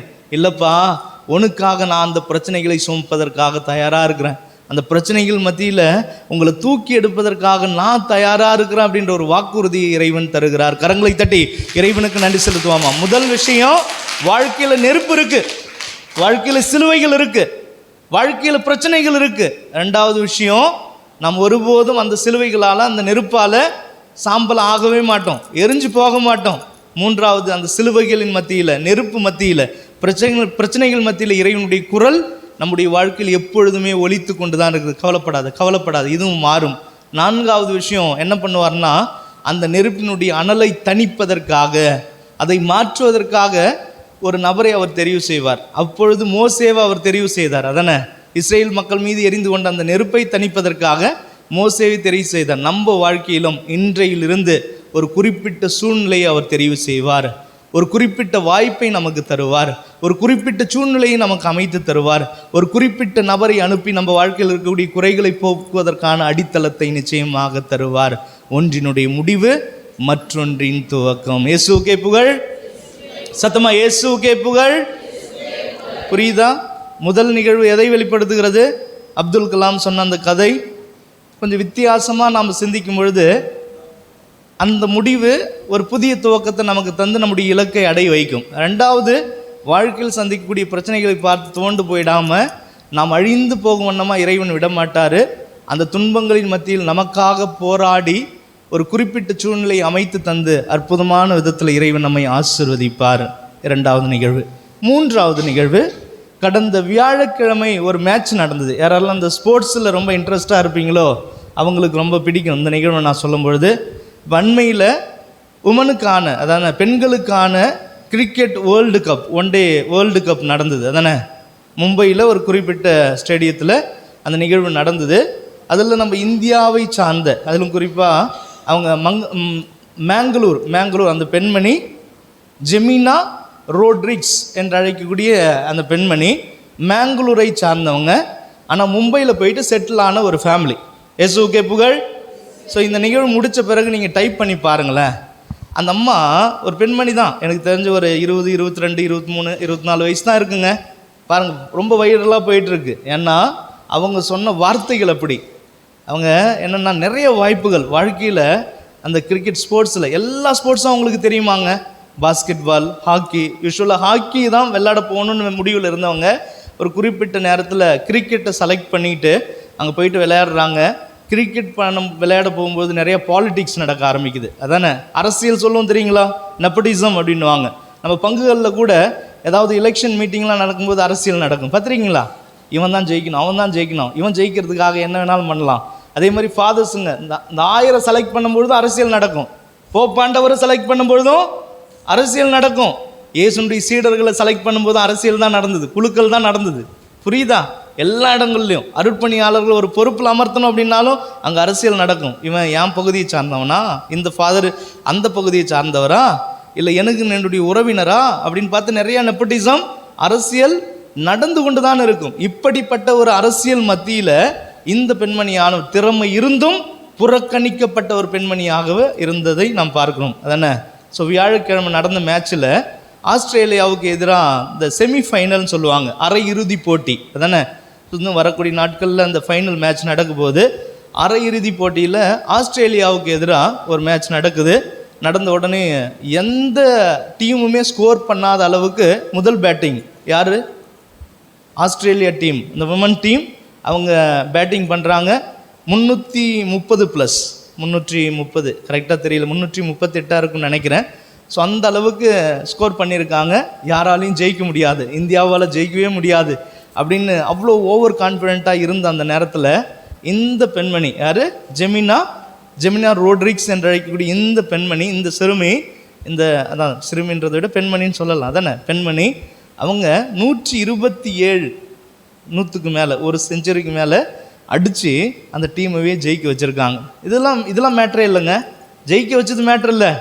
அதுக்கு பிறகு அந்த அம்மா சொன்ன வார்த்தைகள் இருக்குது பாருங்கள். எனக்கு உண்மையாகவே நான் இன்றைக்கி இப்போ வரும்பொழுது கூட யூஸ்வலாக இரவு ஜபத்துக்கு வரும்பொழுது நான் ஒரு மணி நேரம் 1.5 மணி நேரத்துக்கு முன்னாடியே வந்துடுவேன். எதுக்காக வரேன் அப்படின்னா, பெரும்பாலும் இந்த நற்செய்தி பெருவிழாவாக இருக்கட்டும், தியானமாக இருக்கட்டும், இரவு ஜபமாக இருக்கட்டும், அதுக்கு முன்னாடி தான் நான் தயாரிப்பேன். ஏற்கனவே கொஞ்சம் ஃபவுண்டேஷன் நான் போட்டு வச்சுருவேன் மைண்டில். ஃபவுண்டேஷன், இதை பேசலாம், இந்த தலைப்பில் பேசலாம், இந்தந்த இறை வசனத்தை மையமாக வச்சு பேசலாம், ஆனால் என்ன பேசணும் அப்படின்றத நீங்கள் அதுக்கு முன்னாடி வெளிப்படுத்துங்க அப்படின்னு சொல்லிட்டு ஒரு அரை மணி நேரம் 1 மணி நேரம் நான் அதற்காக ஒதுக்குவேன். யூஸ்வலாக இங்கே வரேன்னா எனக்கு என்ன தெரிஞ்சவங்க, என்னுடைய தியான நிலத்தில் இருக்கிறவங்களுக்கு நல்லா தெரியும், நான் ஒரு மணி நேரம் 2 மணி நேரத்துக்கு முன்னாடியே வந்துட்டு பீச்சில் போய் உட்காந்துருவேன். எப்படி பீச்சில் இன்றைக்கி கொஞ்சம் நேரத்தோடு வந்தேன், பீச்சில் போயிட்டு உட்காந்துட்டு ஒரு காஃபி குடிச்சிட்டு, இது காஃபி மட்டும்தான், ஓகே இயேசுவுக்கே புகழ், ஒரு காஃபி குடிச்சிட்டு கொஞ்சம் அந்த வீடியோவை நான் பார்த்துட்டே இருந்தேங்க. அந்த பெண்மணி கூறிய அந்த வார்த்தை உண்மையாகவே அவ்வளோ அளவுக்கு நம்ம இயேசுவின் மேலே நம்பிக்கை வச்சுருக்கிறோமா. இந்த பெண்மணி, நான் ஒரு குருவானவர் தான், இறைவனுடைய பணிக்காக தெரிவு செய்யப்பட்ட ஒரு நபர் தான். ஆனால் இந்த அம்மாவை போல என்கிட்ட இறைவன் மேலே அவ்வளோ நம்பிக்கை இருக்குதா அப்படின்னு ஒரு கேள்வி எழுந்த வண்ணமா என்னுடைய கண்களில் இருந்து அந்த வீடியோவை பார்க்க கண் தண்ணி வந்துட்டு இருந்தது. இப்போ கூட என்னால் சொல்ல முடியல, அந்த அளவுக்கு அவ்வளோ நம்பிக்கையினுடைய வெளிப்பாடு. கேட்குறாங்க, ரொம்ப இமோஷ்னல், ரொம்ப ஆனந்த கண்ணீரில் அவங்க பேட்டி கொடுக்குறாங்க. ஒரு பரிசை கையில் வாங்கிட்டு, நீங்கள் பார்த்தீங்கன்னா தெரியும், ஒரு பரிசை கையில் வாங்கிட்டு, so Jemina, what do you think about the winning that you have done now? நீங்கள் இப்போ ஜெயிச்சிருக்கீங்க, இதை பற்றி நீங்கள் என்ன சொல்கிறீங்க? ஒரு பெரிய புரட்சி ஏற்படுத்திருக்கீங்க, எதுவுமே நடக்காதுன்னு நினச்சிட்டு இருந்த அந்த நேரத்தில் நீங்கள் நடக்குன்னு சொல்லிட்டு நிரூபிச்சிருக்கீங்க அப்படின்னே அந்த பெண்மணி அழுதுகிட்டு என்ன சொல்ல ஆரம்பித்தாங்கன்னா, first of all I thank Jesus. எங்கேருந்து? நம்ம பெரும்பாலும் நம்ம குடும்பத்தில் ஜீசஸ்ன்ற பேரவே பயன்படுத்துறதுக்கு நம்ம தயங்குறோம் அதானே. கிறிஸ்தவர்கள் மத்தியில் ஜீசஸ் மரியே வாழ்கன்னு சொல்கிறதுக்கு நம்ம தயங்குறோம் அதானே. நம்முடைய பங்குகளில் ஜீசஸை பற்றி, இயேசுவை பற்றி எடுத்து சொல்வதற்கு நாம் தயங்குறோம். ஆனால் இது பப்ளிக் ஃபோரங்க, எல்லா இனங்களும் இருக்கக்கூடிய இடம், எல்லா மதத்தை சார்ந்தவங்களும் இருக்கக்கூடிய இடத்துல she was having a lots of courage to say, first of all I thank Jesus. நான் முதன்மையாக இயேசுவுக்கு நான் நன்றி செலுத்தணும். I thank Jesus. I know, she was telling, no, அவங்க சொல்ல ஆரம்பிக்கிறாங்க, I know it is not because of my effort that I have won this one, but it is purely the hand of God was throughout my day. கடவுளுடைய கரம் என் கூட இருந்தது, இது என்னுடைய சொந்த முயற்சியால் அல்ல. அப்போ நம்ம வாழ்க்கையில் என்ன நடந்தாலும், ஏது நடந்தாலும், எத்தகைய ஆசீர்வாதங்களை நாம் அனுபவித்தாலும், எத்தகைய இழப்பை நாம் அனுபவித்தாலும், நாம் உரிமை பாராட்டாமல் படைத்த இறைவன் என் கூட இருந்து எது நல்லது எது தப்பு அப்படின்றத புரிஞ்சுக்கிட்டு எந்த நேரத்தில் ஆசீர்வாதத்தை தரணும், எந்த நேரத்தில் புதிய துவக்கத்தை தரணும், எந்த நேரத்தில் என்னுடைய குடும்பத்தில் இருக்கக்கூடிய குறைகளை போக்கணும், எந்த நேரத்தில் என்னுடைய கண்ணீர் துளிகளை ஆனந்த கண்ணீராக மாற்றணும்னு அவருக்கு தெரியும் அப்படின்னு சொல்லிட்டு நம்மை மறைத்து நாம் எப்பொழுது இறைவனுக்கு முதன்மைத்துவத்தை தருகிறோமோ அந்த நேரத்திலேயே நமக்கு புதிய துவக்கம் ஆரம்பித்து விட்டது. ஒன்றினுடைய முடிவு மற்றொன்றின் துவக்கம். இது எப்போ மாறும் அப்படின்னா, first of all I thank Jesus. நான் கடவுளுக்கு நன்றி செலுத்துகிறேன். என்ன நடந்தாலும், கீழே விழுறீங்களா, நன்றி இயேசுவே, நான் கீழே விழுந்திருக்கேன், என் தலை அந்த பெரிய கல்லில் மோதாமல் நீங்கள் காத்தீங்கல்ல, நன்றி இயேசுவே. குடும்பத்தில் கடன் பாரம் இருக்கலாம், எத்தனையோ குடும்பங்களில் கோடிக்கணக்கில் கடன் இருக்குப்பா, என் குடும்பத்தில் இந்த கடன் இருக்குது, பட் இருந்தாலும் தேங்க்யூ ஜீசஸ். எப்படி என் கணவன் என்னை தூக்கி போட்டு மிதிக்கிறாரு, தேங்க்யூ ஜீசஸ். ஏன்னா நன்றி சொல்வதன் மூலமாக நம்ம குடும்பத்தில் ஒரு புதிய துவக்கத்தை தருவதற்காக இறைவன் தயாராக இருக்கிறார். நம்புகிறவர்கள் மட்டும் கரங்களை தட்டி இறைவனுக்கு நன்றி செலுத்துவோமா? இந்த அற்புதமான துவக்கத்தை அனுபவித்த ஒரு நபர் விவிலியத்தில் இருக்கிறார். இது இன்ட்ரோடக்ஷன் மாதிரி, நமக்கு இன்னும் ஒரு கொஞ்ச நேரம் தான் இருக்குது. இயேசுவுக்கே புகழ், சத்தமாக இயேசுவுக்கே புகழ், இயேசுவுக்கே நன்றி, மரியே வாழ்க. ஸோ முதல் நிகழ்வு எதை வெளிப்படுத்துகிறது? என்ன பிரச்சனைகள் நமக்கு முன்பாக நம்முடைய இலக்கை அடைவதற்கு என்ன பிரச்சனைகள் இருந்தாலும் கொஞ்சம் வித்தியாசமாக யோசித்து கொஞ்சம் சிந்திக்கும் பொழுது, செயல்படும் பொழுது நம்முடைய இலக்கை நம்மால் அடைய முடியும். ரெண்டாவது விஷயம், வாழ்க்கையில் பிரச்சனைகள் இருக்குதா, அந்த பிரச்சனைகளால் நாம் எரிஞ்சு போக மாட்டோம். அந்த பிரச்சனைகள் மத்தியில் இறைவன் நமக்காக போராடி ஏதோ ஒரு சூழ்நிலை அமைச்சு தந்து நமக்கு புதிய துவக்கத்தை தருவார். மூன்றாவது விஷயம், என்ன நடந்தாலும் ஏது நடந்தாலும் இறைவனை புகழ்ந்து பாடி, இறைவனுடைய கரம் என்னிடத்தில் இருக்குது, என்னுடைய சொந்த முயற்சியால் அல்ல, எல்லாம் இறைவனால் மட்டுமே கூடும் என்று நாம் இறைவனுக்கு உரிமை பாராட்டும் பொழுது நம்ம வாழ்க்கையில் புதிய துவக்கம் நிச்சயமாக கிடைக்கும். இப்படிப்பட்ட புதிய துவக்கத்தை பெற்றவர் பழைய ஏற்பாட்டில் ஒரு நபர். நிறைய நபர்கள் இருக்காங்க, அதில் குறிப்பாக எனக்கு பிடித்தமான ஒரு நபர். நான் ஏற்கனவே சிந்திச்சிருக்கலாம், பட் இருந்தாலும் ஒவ்வொரு வார்த்தைகளும் நம்ம திருப்பி வாசிக்கும்போது புதிய சிந்தனை கடவுள் தருவார். அதானே? நீங்கள் யோசிச்சு பாருங்களேன். ஏதாவது ஒரு வசனத்தை எடுத்து இன்றைக்கி வாசிக்கிறீங்க, இயேசுவுக்கே புகழ், இயேசுவுக்கே நன்றி. ஏதாவது ஒரு வசனத்தை எடுத்து நீங்கள் இன்றைக்கி வாசிக்கிறீங்க, இன்றைக்கி இப்போ இருக்கிற சூழ்நிலைக்கு ஏற்றார் போன்று ஒரு சில வெளிப்பாடுகளை கடவுள் தரலாம். அதே வசனத்தை நாளைக்கு நீங்கள் வாசித்து பாருங்கள், வேற ஒரு வெளிப்பாட்டை கடவுள் தருவார். அதே வசனத்தை ஒரு 10 நாள் கழித்து வாசித்து பாருங்கள், இன்றைக்கி தந்த வெளிப்பாட்டை விட இன்னும் வேற ஒரு வெளிப்பாட்டை இறைவன் நமக்கு தரலாம். அதானே? ஒவ்வொரு முறையும் ஒவ்வொரு நிகழ்வுகளை நாம் வாசிக்கும் பொழுது புதிய புதிய புதிய புதிய நிகழ்வுகளை இறைவன் நமக்கு வெளிப்பாட்டை வெளிப்படுத்தி கொண்டே இருப்பார். உண்மையாகவே அந்த தாவீதினுடைய வாழ்க்கையில் நம்ம கேள்விப்பட்டிருப்போம் தானே? யார்? தாவீதினுடைய வாழ்க்கையில் அவர் ஒரு கட்டத்தில் எல்லாம் முடிஞ்சிடுது அப்படின்னு நினைக்கிறாருங்க. அவ்வளோதான், என் வாழ்க்கையை முன்னோக்கி நகர்த்து செல்ல முடியாது, அவ்வளோதான் முடிஞ்சிடுதுன்னு நினச்சி கொண்டிருக்கக்கூடிய அந்த வேளையில் இறைவன் ஒரு புதிய துவக்கத்தை எவ்வாறு தந்தார் என்பதைத்தான் இந்த நாளில் ஒரு 20 நிமிஷம் நாம் ஆழமாக சிந்தித்தவர்களாக இடைவெளிக்குள்ளே நாம் நுழைய போகிறோம். இயேசுவுக்கே புகழ். சத்தமாக இயேசுவுக்கே புகழ், இயேசுவுக்கே நன்றி. மரியே வாழ்க, மரியே வாழ்க. நல்ல சத்தமாக மரியே வாழ்க, மரியே வாழ்க. இயேசுவுக்கே புகழ், இயேசுவுக்கே நன்றி, மரியே வாழ்க. ஓகே, அன்பார்ந்தவர்களே, தாவீது, இந்த கிங் டேவிட் அப்படின்னு சொல்லுவாங்க. தாவீது அப்படின்னாலே நம்முடைய மனக்கண்களுக்கு முன்பாக வரக்கூடிய ஒரு நூல். என்ன நூல்? திருப்பாடல். எத்தனை திருப்பாடல்கள் இருக்குது? 150. அதில் எல்லா திருப்பாடல்களையும் தாவீது தான் எழுதினாரா? இல்லை. அதானே? தாவீது தான் எழுதினாரா? இல்லை. இறையியல் வல்லுநர்கள் சொல்வார்கள் 73லிருந்து 75 திருப்பாடல்களை மட்டுமே இவர் லிட்ரலாக எழுதி பாடிய பாடல்கள். மீதமுள்ள திருப்பாடல்கள் இஸ்ரேல் மக்கள் எகிப்தியரின் அடிமைப்பிடியிலிருந்து வாக்களிக்கப்பட்ட கானான் தேசத்தை நோக்கி பயணிக்கும் பொழுது அவர்கள் வெவ்வேறு சூழ்நிலைகளிலிருந்து இறைவனுடைய அன்பை உணர்ந்து பாடிய வெவ்வேறு பாடல்களின் தொகுப்பாக இங்கே திருப்பாடலானது தரப்பட்டிருக்கிறது. அந்த கான்செப்ட் நமக்கு புரியணும். அதில் எனக்கு மிகவும் பிடித்தமான ஒரு திருப்பாடல், அதில் கண்டிப்பாக உங்களுக்கும் மிகவும் பிடித்தமான ஒரு திருப்பாடலாக இருக்கலாம். திருப்பாடல் 23. உங்களில் நீங்கள் சொல்லுங்கள். இருங்க. இப்போ நான் திருப்பாடல் அப்படின்னு சொன்ன உடனே யாருடைய மனக்கண்களுக்கு முன்பு திருப்பாடல் 23 வந்தது? உண்மையாக சொல்லுங்கள். திருப்பாடல்னு சொன்ன உடனே யாருடைய மனக்கண்களுக்கு முன்பாக திருப்பாடல் 23 வந்தது? சொல்லுங்கள். ஒரு சிலர் அப்படியே அறக்கை. எனக்கு 20 மட்டும்தான் பதம் 3 வரல, 2 மட்டும்தான் பதம் வந்தது அப்படின்ற மாதிரி. அதானே? ஏன்னா அதில் ஒரு சில திருப்பாடல்களை நாம் வாசிக்கும் பொழுது கடவுள் நம்ம கூடவே இருந்து பேசுகிற மாதிரி நமக்கு ஃபீல் இருக்கும். ரொம்ப கம்ஃபர்ட்டாக இருக்கும். தானே? ரொம்ப கம்ஃபர்ட்டாக இருக்கும். நெருங்கிய நண்பர், அப்பா அம்மா கூட நம்ம கூடவே உட்காந்துக்கிட்டு பேசுகிற மாதிரி நமக்கு ஒரு ஃபீல் இருக்கும். அதானே? ஃபீல் இருக்கும். எனக்கு உண்மையாகவே இந்த திருப்பாடல் 23 நான் சோர்வாக இருக்கும் பொழுது, ஏதாவது பிரச்சனைகள், என்னுடைய மினிஸ்ட்ரியில் ஏதாவது பிரச்சனைகள் இருக்குது, அல்லது என்னுடைய நெருங்கிய நண்பர்களுக்கு அல்லது உறவினர்களுக்கு அல்லது குடும்பத்தை சார்ந்தவர்களுக்கு ஏதாவது பிரச்சனைகள் இருக்குது சொல்லி அது எனக்கு பாதிப்பாக இருந்ததுன்னா நான் எடுத்து வாசிக்கக்கூடிய ஒரு திருப்பாடல் 23. அவ்வளோ ஆறுதலாக இருக்குங்க, அவ்வளோ ஆறுதலாக இருக்கும். அந்த ஆறுதலை நான் உங்களோடு பகிரலாம் அப்படின்னு நான் நினைக்கிறேன். திருப்பாடல் 23 நாம் பார்க்கும் பொழுது அந்த திருப்பாடல் வழியாக இறைவன் எவ்வாறு ஒரு புதிய துவக்கத்தை தாவீதுக்கு இறைவன் தந்தார் என்பதை நம்மால் உணர முடியும். இயேசுவுக்கே புகழ். சத்தமா சொல்லுவோமா? இயேசுவுக்கே புகழ், இயேசுவுக்கே நன்றி, மரியே வாழ்க. அன்பார்ந்தவர்களே, இந்த திருப்பாடல் வெறும் 6 இறை வசனத்தை கொண்டதாக இருக்கிறது. ஆனால் ஆயிரக்கணக்கான இறை வெளிப்பாட்டை நம்மால் உணர முடியும்.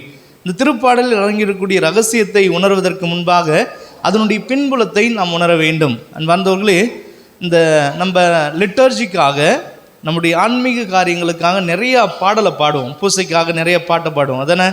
நற்செய்தி பெருவிழாக்களில் நிறைய பாடல்களை பாடுவோம், ஜெபமாலையில் நிறைய பாடல்களை பாடுவோம், அதானே. நிறைய பாடல்களை பாடுவோம். அதில் எல்லா பாடல்களுமே அதனுடைய அடித்தளம் எங்கேருந்து தான் கிடைக்குதான்? விவிலியத்தில் இருந்து தான். விவிலியத்தில் ஒரு சில வசனங்களை எடுத்து பாடலை கம்போஸ் பண்ணியிருப்பாங்க, ஒரு சில நிகழ்வுகளை எடுத்து பாடலை எழுதியிருப்பாங்க, ஒரு சில நபர்களை வைத்து பாடலை எழுதியிருப்பாங்க. எல்லா பாடல்களும் அதனுடைய அடித்தளம் ரூட் எங்கே தான் இருக்குமா? வேறு எங்கே தான் இருக்குது? விவிலியத்தில் தான் இருக்கும். இதில் 10,000த்திற்கும் மேற்பட்ட பாடல்கள், எப்படி 10,000த்திற்கும் மேற்பட்ட பாடல்கள் திருப்பாடல் 23 மையமாக வைத்து இயக்கி இருக்கிறார்களாம். அப்போ எத்தனை நபர்களை தொட்ட ஒரு திருப்பாடல் அப்படின்றத யோசிச்சு பாருங்க. அப்போ எவ்வளோ திருப்பாடலினுடைய ஆழமான அர்த்தம் நமக்கு வெளிப்படுத்தப்படுவதை நாம் பார்க்கிறோம். அந்த திருப்பாடலுடைய பின்புலம் என்ன அப்படின்னு பார்க்கும் பொழுது, இது இஸ்ரேல் தேசத்தில் எழுதப்பட்ட ஒரு திருப்பாடல். எந்த தேசத்தில்? கொஞ்சம் வரலாறாக போவோம், இந்த நல்லா இன்ட்ரெஸ்டிங்காக இருக்கும். அது கொஞ்சம் கொஞ்சம் பிச்சு பிச்சு பிச்சு பிச்சு ஒரு சில விஷயங்கள் நான் சொல்லிகிட்டே வருவேன். கடைசியாக எல்லாத்தையும் இந்த பூவை எடுத்து கோக்குற மாதிரி கோத்து விட்ருவேன். அப்போ ஒரு இன்சிடெண்ட் நீங்கள் மறந்துட்டாலும் கேட்கல அப்படின்னாலும் மற்ற கனெக்ஷன் உங்களுக்கு கிடைக்காது. புரியுதா? கொஞ்சம் நேரம் சம்மந்தமே இல்லாமல் பேசுகிற மாதிரி தெரியும், ஆனால் ஒரு இடத்துல எல்லாத்தையும் சேர்த்து ஒரு நூல் போட்டு கோக்குற மாதிரி கோத்து விட்ருவேன். அப்போ கோக்கும் பொழுது தான் அதனுடைய சாரம் உங்களுக்கு புரியும். இயேசுவுக்கே புகழ். இந்த திருப்பாடல் இஸ்ரேல் தேசத்தில் எழுதப்பட்ட ஒரு திருப்பாடல். இஸ்ரேல் தேசத்துக்கு என்று நிறைய சிறப்பு அம்சங்கள் இருக்குது. இப்போ கன்னியாகுமரிக்கு what is special in Kanyakumari? What is special in Tirunelveli? திருநெல்வேலியினுடைய ஸ்பெஷல் என்ன? அதானே. தூத்துக்குடியினுடைய ஸ்பெஷல் என்ன? பழனியினுடைய ஸ்பெஷல் என்ன? திருப்பதியினுடைய ஸ்பெஷல் என்ன? நம்ம புரியுது அதானே. அப்போ கன்னியாகுமரிக்கு நிறைய ஸ்பெஷல் இருக்குது அதானே. இந்த கிளைமேட்டாக இருக்கலாம், அல்லது இந்த வாழைப்பழம் விதவிதமாக வாழைப்பழங்கள் கிடைக்கிறதா இருக்கலாம், ரப்பராக இருக்கலாம், அதானே.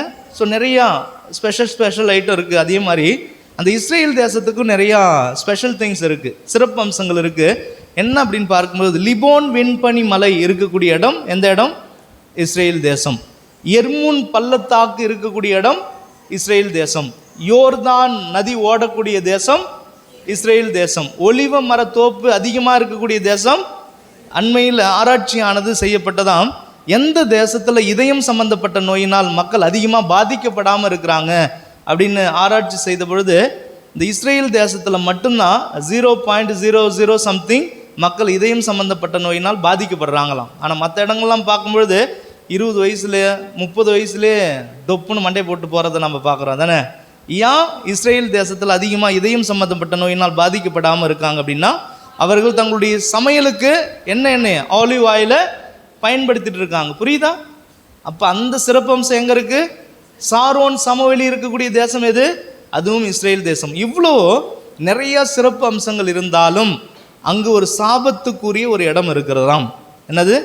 அங்கே ஒரு சாபத்துக்குரிய இடம். இப்போ நம்ம கன்னியாகுமரியில் நிறைய விஷயங்கள் நல்லதுன்னு சொன்னாலும் இந்த சாலை வசதின்னு பார்க்கும்போது நமக்கு பிடிக்குமா? அதையெல்லாம் சரிதான் ஃபாதர். ஏன்னா எனக்கு நல்லா தெரியும், இந்த கன்னியாகுமரியில் நான் போகாத பங்கே இல்லை. எனக்கு தெரிஞ்சு ஒரு 90% பங்குகளில் நற்செய்தி பணியை பறைசாற்றுவதற்காக சென்றிருக்கேன். ஏன்னா நிறைய பேர்த்தினுடைய முகங்கள் மிகவும் பரிச்சயமான முகங்களாக இருக்குது. கடந்த 7-8 வருஷமாகவே இந்த நற்செய்தி பணியில் இருக்கிறதால மேக்ஸிமம் பைக்கில் தான் நான் ட்ராவல் பண்ணுறது. அதனால் அந்த ரோடினுடைய சூழ்நிலை எந்த ஏரியாவில் எப்படி இருக்கும் அப்படின்னு தெரியும், எந்த இடத்துல எப்படி போனால் கொஞ்சம் சேஃபாக போகலாம். ஏன்னா விழுந்து வாரிலாம் இருக்கு. புரியுதுங்களா? ஒரு 3 வருஷத்துக்கு முன்னாடி நாளைக்கு அப்படின்னா என்னது? 3 வருஷத்துக்கு முன்னாடி நாளைக்குன்னா இன்னைக்கு தான் ஆரம்பிச்சுட்டா 2ஆம் தேதி. 4 வருஷத்துக்கு முன்னாடி 3 வருஷத்துக்கு முன்னாடி இன்னைக்கு, அதாவது ஒரு பங்குல பூசை வைக்கிறதுக்கு 2ஆம் தேதி ஈவினிங் போனேன். புரியுதா? போயிட்டு ரிட்டன் வரும்போது அந்த ரோடினுடைய சூழ்நிலையில் கீழே விழுந்து ஹெல்மெட் இருந்ததால் தப்பிச்சாச்சு. ஆனால் உடுப்பு எல்லாம் கந்தரகோலமாக மாறி எல்லாம் கிழிஞ்சு தாறுமாறாக ஆறின ஒரு சூழ்நிலை எனக்கு நல்லா தெரியும். 2-3 வாட்டி கீழே விழுந்து மண்ணை கவ்விய சூழ்நிலையும் எனக்கு நல்லா தெரியும். ரோடினுடைய சூழ்நிலை எனக்கு நல்லா தெரியும். யார் இதில் நீங்கள் விவாதம் பண்ணவே முடியாது. நீங்கள் யோசிச்சு பாருங்களேன். இல்லை ஃபாதர், எங்கள் சைட்லலாம் ரோடு சூப்பராக இப்போ போட்டுக்கிட்டே இருக்கிறாங்க ஃபாதர் நீங்கள் சொல்லலாம். அங்கே போட ஆரம்பித்தாங்க பாருங்கள், திருப்பி போய் பாருங்கள், சைடில் ஒருத்தன் தோண்டிக்கிட்டே வருவோம். அதானே, ரோடு போட்டுக்கிட்டே இருப்பாங்கன்னு பார்ப்பீங்க. நல்லா போட்டுட்ருக்காங்க, சூப்பராக இருக்குது, வடிவேல் கணக்காக ரோட்டில் சோத்தை போட்டு அடிக்கலான்ற கணக்காக போட்டுகிட்டே இருப்பாங்க அப்படின்னு நினைக்கலாம்.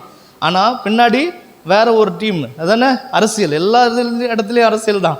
நான் பிரச்சாரம் பண்ண வரல, ஓகேவா? ஓட்டு சேகரிக்கிறதுக்காக வரல, அரசியல் பேசுறதுக்காக வரல. எல்லா இடத்துலையும் நடக்குது. எதுக்காக? காசு பணம் துட்டு மணி மணி, காசு பணம் துட்டு மணி மணி. எல்லா இடத்துலையும் அரசியல் எல்லாம் இருக்குது. அதானே, ஜனநாயகத்தை விட பணநாயகம் தான் நிறைய இடங்கள்ல ஜெயிக்குது அப்படின்றத நம்ம பார்க்குறோம். அதானே. இயேசுவுக்கே புகழ். சத்தமா இயேசுவுக்கே புகழ், இயேசுவுக்கே நன்றி. அப்போ இப்படி இஸ்ரேல் தேசத்தில் நிறையா சிறப்பு அம்சங்கள் இருந்தாலும் அங்கு ஒரு சாபத்துக்குரிய ஒரு இடம் இருக்குது. அந்த இடத்தினுடைய பெயர் யூதேயா பாலைவனம். மறந்துடக்கூடாது, யூதேயா பாலைவனம். இந்த யூதேயா பாலைவனம் எங்கே ஆரம்பிக்குது அப்படின்னா மாவோனில் ஆரம்பித்து எங்கேதி என்று அழைக்கக்கூடிய ஒரு தோட்டத்தில் முடியுது. நீங்கள் கவனமாக பார்த்துங்க. மாவோனில் ஆரம்பித்து எங்கேதி என்ற ஒரு தோட்டத்தில் இந்த பாலைவனம் முடியுது. பாலைவனம் அப்படின்னாலே நமக்கு என்ன வரும்? நிறைய மணல் நிறைந்த பகுதி அப்படின்னா நமக்கு ஞாபகம் வரும். ஆனால் இந்த பாலைவனத்தை பொறுத்தவரையிலையும் இந்த மாவோனுக்கும் யூதேயா பாலைவனத்துக்கும் உள்ள டிஸ்டன்ஸ் எவ்வளோ? 68 கிலோமீட்டர் டிஸ்டன்ஸ். எத்தனை கிலோமீட்டர்? இப்போ இங்கேருந்து கோவில்பட்டி தூரம் இருக்குன்னு வச்சுக்கோமே, அதானே இருக்குமா?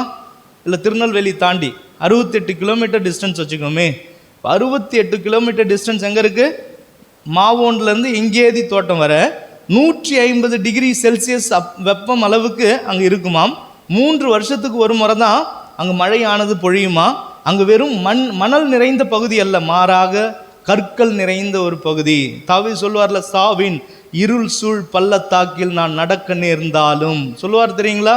அப்போ என்ன ஆகுனா, அங்கே புயல் காற்று அடிச்சதுன்னா அங்கே இருக்கக்கூடிய கற்கள் எல்லாம் பெயர்ந்து அந்த புயல் காற்றுல பறந்து போயிட்டு சூரியனுடைய வெளிச்சத்தையே கவர் பண்ணக்கூடிய ஒரு நிலையில் மாறும் பொழுது அந்த கற்கள் பெயர்க்கப்பட்ட அந்த இடம் குழியாக மாறும். அதானே, அந்த குழியிலாம் இந்த தாவீது நடந்து போனதாக வரலாறு நமக்கு எடுத்து சொல்வதை நாம் பார்க்கிறோம். இயேசுவுக்கே புகழ்.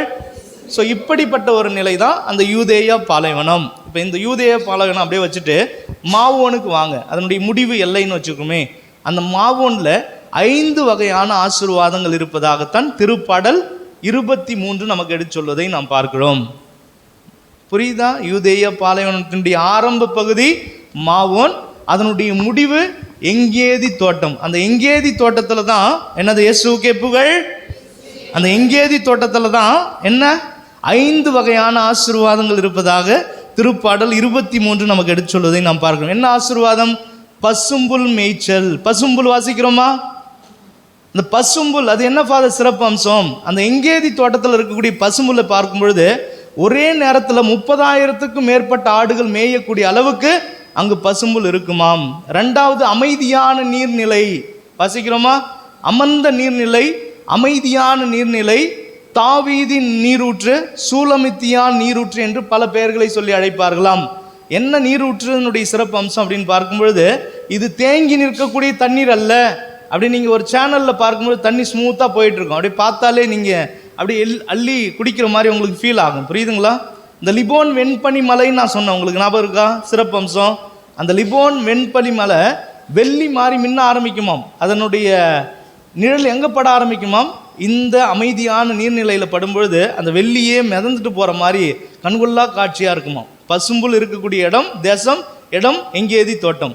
அமைதியான நீர்நிலை இருக்கக்கூடிய இடம் எங்கேதி தோட்டம். அச்சோன் தாமர், எதிரிகளின் கண்முன் எனக்கு நீர் விருந்தினை ஏற்பாடு செய்திருக்கிறீர் சொல்லுவார். அதானே, அது என்ன விருந்து? இந்த பேரிச்சம்பழம் அப்படின்றதான் விருந்து. அங்கே ஏன்னா இந்த தோட்டத்திலிருந்து கிடைக்கக்கூடிய பேரிச்சம்பழத்தை அரச குடும்பத்தை சார்ந்தவர்களால் மட்டும்தான் காசு கொடுத்து வாங்க முடியும். சாமானிய மக்கள் இதை விலை கொடுத்து வாங்க முடியாது. இந்த ஃபர்ஸ்ட் கிளாஸ் நம்ம சொல்லுவோம் தெரியுங்களா, இந்த பெஸ்ட் குவாலிட்டி அப்படின்னு சொல்லுவோம் தெரியுங்களா. இந்த பேரிச்சம்பழம் 100 ரூபாய்க்கு நமக்கு கிடைக்கும், 1000 ரூபாய்க்கு நமக்கு கிடைக்கும். அப்போ ரொம்ப காஸ்ட்லியான பேரிச்சம்பழம் எங்கே கிடைக்கும் அப்படின்னா அச்சோன் தாமர் என்று அழைக்கக்கூடிய பேரிச்சம்பழ மரத்தோப்புகள் அதிகமாக இருக்கக்கூடிய இடம் தான் எங்கேதி தோட்டம். 3 விஷயம். அப்புறம் 4வது, என்னுடைய தலையில் இந்த நறுமண தைலத்தை பூசி இருக்கிறீர் அப்படின்னு நீங்கள் வாசிப்பீங்க. அதானே, அது எதை வெளிப்படுத்துகிறது?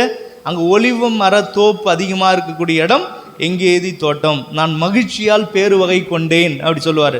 என்ன மகிழ்ச்சி? இறைவன் செய்த முதல் அற்புதத்தினுடைய மகிழ்ச்சி. என்ன மகிழ்ச்சி? கானாவூர் திருமணத்தில் ஏற்பட்ட அந்த ரசக்குறைபாட்டை போக்கியது. இங்கே மகிழ்ச்சி எதை வெளிப்படுத்துகிறது அப்படின்னா விதவிதமாக ரகரகமாக இருக்கக்கூடிய திராட்சை பழங்கள் நிரம்பி இருக்கக்கூடிய தோட்டம் எங்கே இருக்குதான்? எங்கேதி தோட்டத்தில் தான் இருக்கான். இவ்வளோ ஆசீர்வாதம் நிறைந்த இந்த பாலும் தேனும் பொழியக்கூடிய ஒரு இடமா இந்த எங்கேதி தோட்டம் இருக்குது. இப்போ நீங்கள் வாங்க தாவீதுக்கு. தாவீது யாரு? தாவீது யாரு? இயேசுவுக்கே புகழ். சத்தமா இயேசுவுக்கே புகழ். தாவீது யாரு? அவர் எந்த நேரத்துல இருந்து ரொம்ப ஃபேமஸ் ஆக ஆரம்பிச்சாரு? எப்போ சீனுக்குள்ளே வரவே ஆரம்பிக்கிறாரு? கோலியாத்தை வீழ்த்திய பிறகு தான். அதுக்கு முன்னாடி வரலையும் அவருக்கு அட்ரஸே இல்லை. அதானே, சும்மா அரசல் புரசலாக கொஞ்சம் தான் கேள்விப்பட்டிருப்போம். ஆனால் அந்த கோலியாத்தை வீழ்த்திய பிறகு தான் கெத்தாக ஒரு ஹீரோ மாதிரி வருவதை நாம் பார்க்கிறோம். ஆக்சுவலாக கோலியாத்தை யார் வீழ்த்தியிருக்க வேண்டும்? பெலிஸ்தியரான கோலியாத்தை யார் வீழ்த்தியிருக்க வேண்டும்? சவுல் தான். அதானே, சவுலும் சவுலுடைய படை வீரர்களும் தான் வீழ்த்தியிருக்கணும். ஆனால் இவங்க தொட நடுங்கியா வெடன்னு நடுங்கிட்டு பயந்துட்டு அவங்க என்ன பண்ணுறாங்க? போய் மறைஞ்சிடுறாங்க.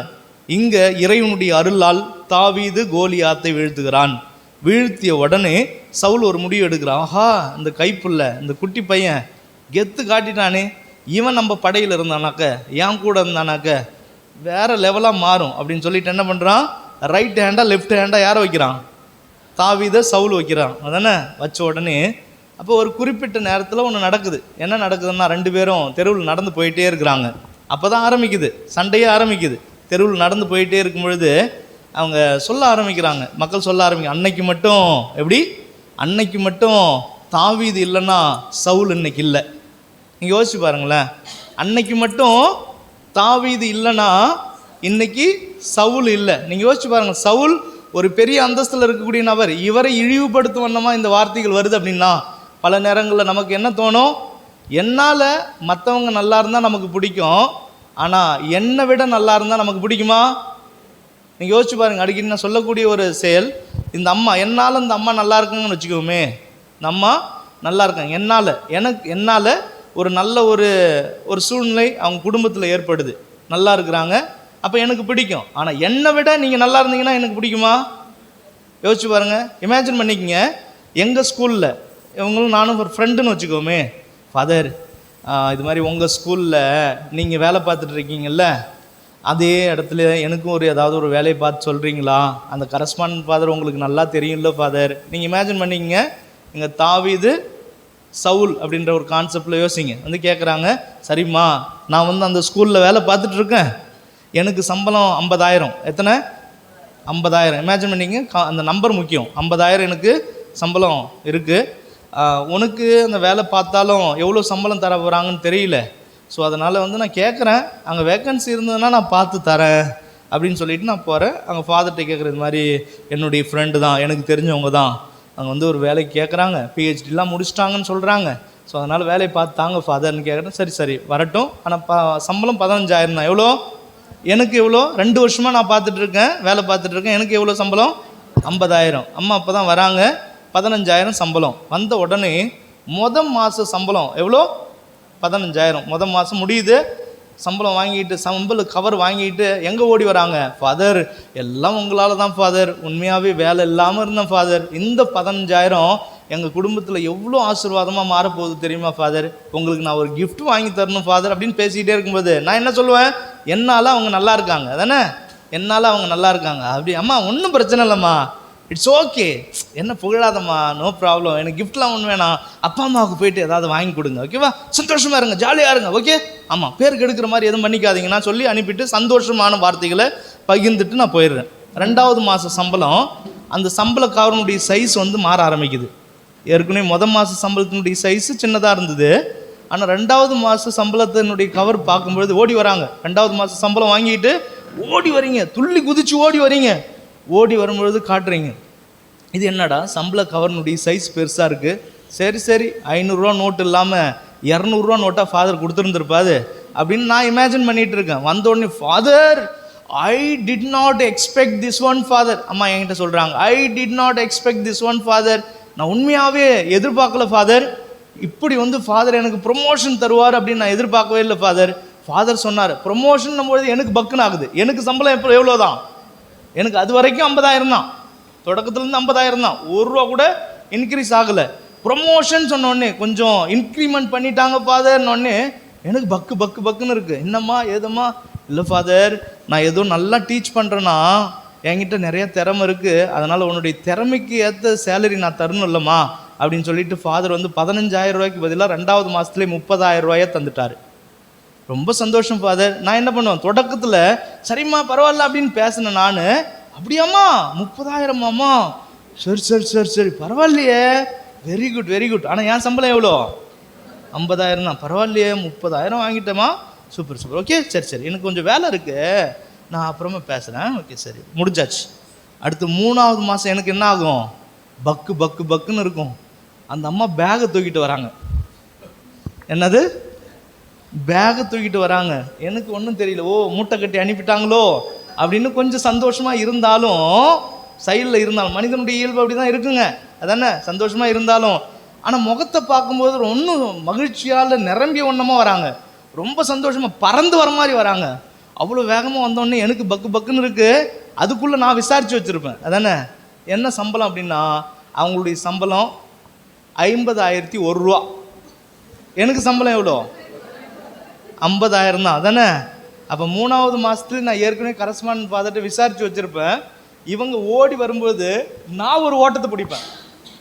எதுக்கு, இன்னும் கேவலம் அடையக்கூடாதுல்ல. 4வது மாதத்துலேருந்து தான் காலையினுடைய ஆட்டம் ஆரம்பிக்கும். எந்த அளவுக்கு அந்த அம்மானுடைய பேரை ஃபாதர்கிட்ட கெடுக்க முடியுமோ, எந்த அளவுக்கு அடுத்த மாதமே இந்த அம்மாவை வேலை விட்டு தூக்க முடியுமோ. என்னால் நல்லா இருக்கும்பொழுது எனக்கு பிடிச்சது, என்னை விட 1 ரூபா ஜாஸ்தியாக நல்லா இருக்கும் பொழுது நமக்கு பிடிக்காது. பல நேரங்களில் நம்ம குடும்பங்களில் பிரச்சனைகள் வருவதற்கு இதுதான் காரணம். கூட பிறந்தவங்களை நல்லா ஒத்துமையோட, ஏன் அண்ணா ஏன் அக்கா, என்னுடைய உடன்பிறப்பு என்னுடைய நண்பன் சொல்லிட்டு இருக்கக்கூடிய அந்த நபர்கள் நம்மளை விட கொஞ்சம் ஜாஸ்தியாக முன்னேறும் பொழுது நம்மளால் முகம் கொடுத்து பேச முடியாது, அதானே. அவங்களுக்கு நம்ம என்னென்னலாம் சதித்திட்டம் போட முடியுமோ கூடவே நம்ம ஜால்ரை அடிச்சுக்கிட்டு நம்ம பின்னாடி ஒரு குழியை நோண்டிட்டு இருப்போம் பல நேரங்கள், அதானே. இதே ஒரு சூழ்நிலை தான் அங்கு தாவீதுக்கு நிலவுகிறது. சவுலுடைய மனநிலை பொறாமையால் நிரப்பப்பட்ட ஒரு வண்ணமாக மாறுகிறது. இயேசுவுக்கே புகழ், சத்தமா இயேசுவுக்கே புகழ், இயேசுவுக்கே நன்றி. ஸோ இப்படி பொறாமையின் ஆவி யாரை நிரப்புகிறது, சவுலை நிரப்பினோடனே இந்த தாவீது தீர்த்து கட்டணும்னு முடிவு பண்ணிட்டார். தீர்த்து கட்டணும்னு சொல்லிட்டு இவனும், அந்த ரகசியம் யாருக்கு தெரிய வருகிறது, தாவீதுக்கு தெரிஞ்ச உடனே மறைய ஆரம்பிக்கிறான். லிபோன் வெண்பனிக்கு மலைக்கு ஓடுறான், எர்முன் பள்ளத்தாக்குக்கு ஓடுறான், சாரோன் சமவெளிக்கு ஓடுறான், இந்த யோர்தான் நதிக்கரைக்கு ஓடுறான். எங்கே போனாலும் அவனை வந்து கண்டுபிடிச்சி சவுல்கிட்ட சொல்லிடுறாங்க. கடைசியாக அவன் ஒரு இடத்துக்கு வந்து மறைஞ்சிக்கிறான். எந்த இடத்துல வந்து மறைஞ்சிருப்பான், இப்போ சொல்லுங்கள், எந்த இடத்துல வந்து அவன் மறைஞ்சிருப்பான், சவுலுடைய பார்வையில் புலப்படாத வண்ணமாக எந்த இடத்துல வந்து மறைஞ்சிருப்பான். நான் சொன்ன யூதேய பாளையத்தினுடைய முடிவு புள்ளி எங்கேதி தோட்டம், ஆரம்ப புள்ளி என்ன, மாவோனில் இருக்கக்கூடிய அதுல்லாம் என்று அழைக்கக்கூடிய ஒரு குகையில் வந்து மறைஞ்சிடறான். மறைஞ்ச உடனே அப்பா சரி சரி இங்கே இருக்கிற இடம் யாருக்கும் தெரியாமல் இருக்கும், சவுலுடைய பார்வையில் நான் படாத மாதிரி நான் தப்பிச்சிடுவேன்னு நினச்சிட்டே இருக்கும் பொழுது அதுவும் யாருக்கு தெரிய வந்துடுது, சவுலுக்கு தெரிய வந்தோடனே அந்த குகையை சவுலும் சவுலுடைய படை வீரர்களும் சூழ ஆரம்பிக்கிறாங்க. சூழ ஆரம்பித்த உடனே அவர் கண்ணீரோடு, அவ்வளோதான் எல்லாம் முடிஞ்சிடுது, இனிமேல்ட்டு நான் உயிர் தப்பிக்கவே மாட்டேன், இனி எங்கே தப்பிச்சு ஒன்னாலும் என்னால் நான் வந்து என்னுடைய லைஃப் வந்து சேவ் பண்ண முடியாது, முடிஞ்சதுன்னு நினச்சிட்டு இருக்கக்கூடிய அந்த நேரத்தில் கண்ணீரோடு அவர் எழுதிய திருப்பாடல் எந்த திருப்பாடலாக இருக்கும், கெஸ் பண்ணுங்க, எந்த திருப்பாடலை அவர் எழுதியிருப்பார் கண்ணீரோட? திருப்பாடல் 22 அவர் எழுதுகிறார். என் இறைவா என் இறைவா ஏன் என்னை கை நெகிழ்ந்தீர் அப்படின்னு ஆரம்பிக்கிறார். இது யார் பயன்படுத்திய வார்த்தை, யார் பயன்படுத்திய வார்த்தை, எங்க பயன்படுத்திய வார்த்தை, இறைமகன் இயேசு சிலுவையில் பயன்படுத்திய வார்த்தை. அதனால தான் நாம் சொல்றோம், அந்த பழைய ஏற்பாடு புதிய ஏற்பாடு வந்ததால் நிறைவை பெறுகிறது, அதானே, அதனுடைய முழுமையை பெறுகிறது. அப்போ இங்கே ஏற்கனவே யார் பயன்படுத்துகிறா, முன்னடையாளமாக இறைவன் ஒவ்வொரு விஷயங்களையும் வெளிப்படுத்தி கொண்டு இருக்கிறார். என் நிறைவா என் நிறைவா. அப்போ நம்ம வாழ்க்கையிலையும் நம்ம கடன் பாரத்தால் எல்லாம் முடிஞ்சிடுதுன்னு நம்ம நினைக்கிறோமா, குழந்தை பாக்கியம் இல்லாததால் எல்லாம் முடிஞ்சிடுதுன்னு நீங்கள் நினைக்கிறீங்களா, உடல் உள்ள ஆரோக்கியம் இல்லாததால் எல்லாம் முடிஞ்சிடுதுன்னு நீங்கள் நினைக்கிறீங்களா, பிள்ளைகளிடம் இருக்கக்கூடிய அந்த தீய பழக்க வழக்கத்தால் குடும்பத்தில் சமாதானமே இல்லைன்னு நீங்கள் நினச்சிட்டு முடிஞ்சிடுதுன்னு நினைக்கிறீங்களா? இன்று நீங்கள் ஜெபிக்கக்கூடிய ஜெபம் என்னது, என் நிறைவா என் நிறைவா ஏன் என்னை கை நெகிழ்ந்தீர். அவர் இந்த திருப்பாடல் 22 எழுதி முடிக்கிறாருங்க.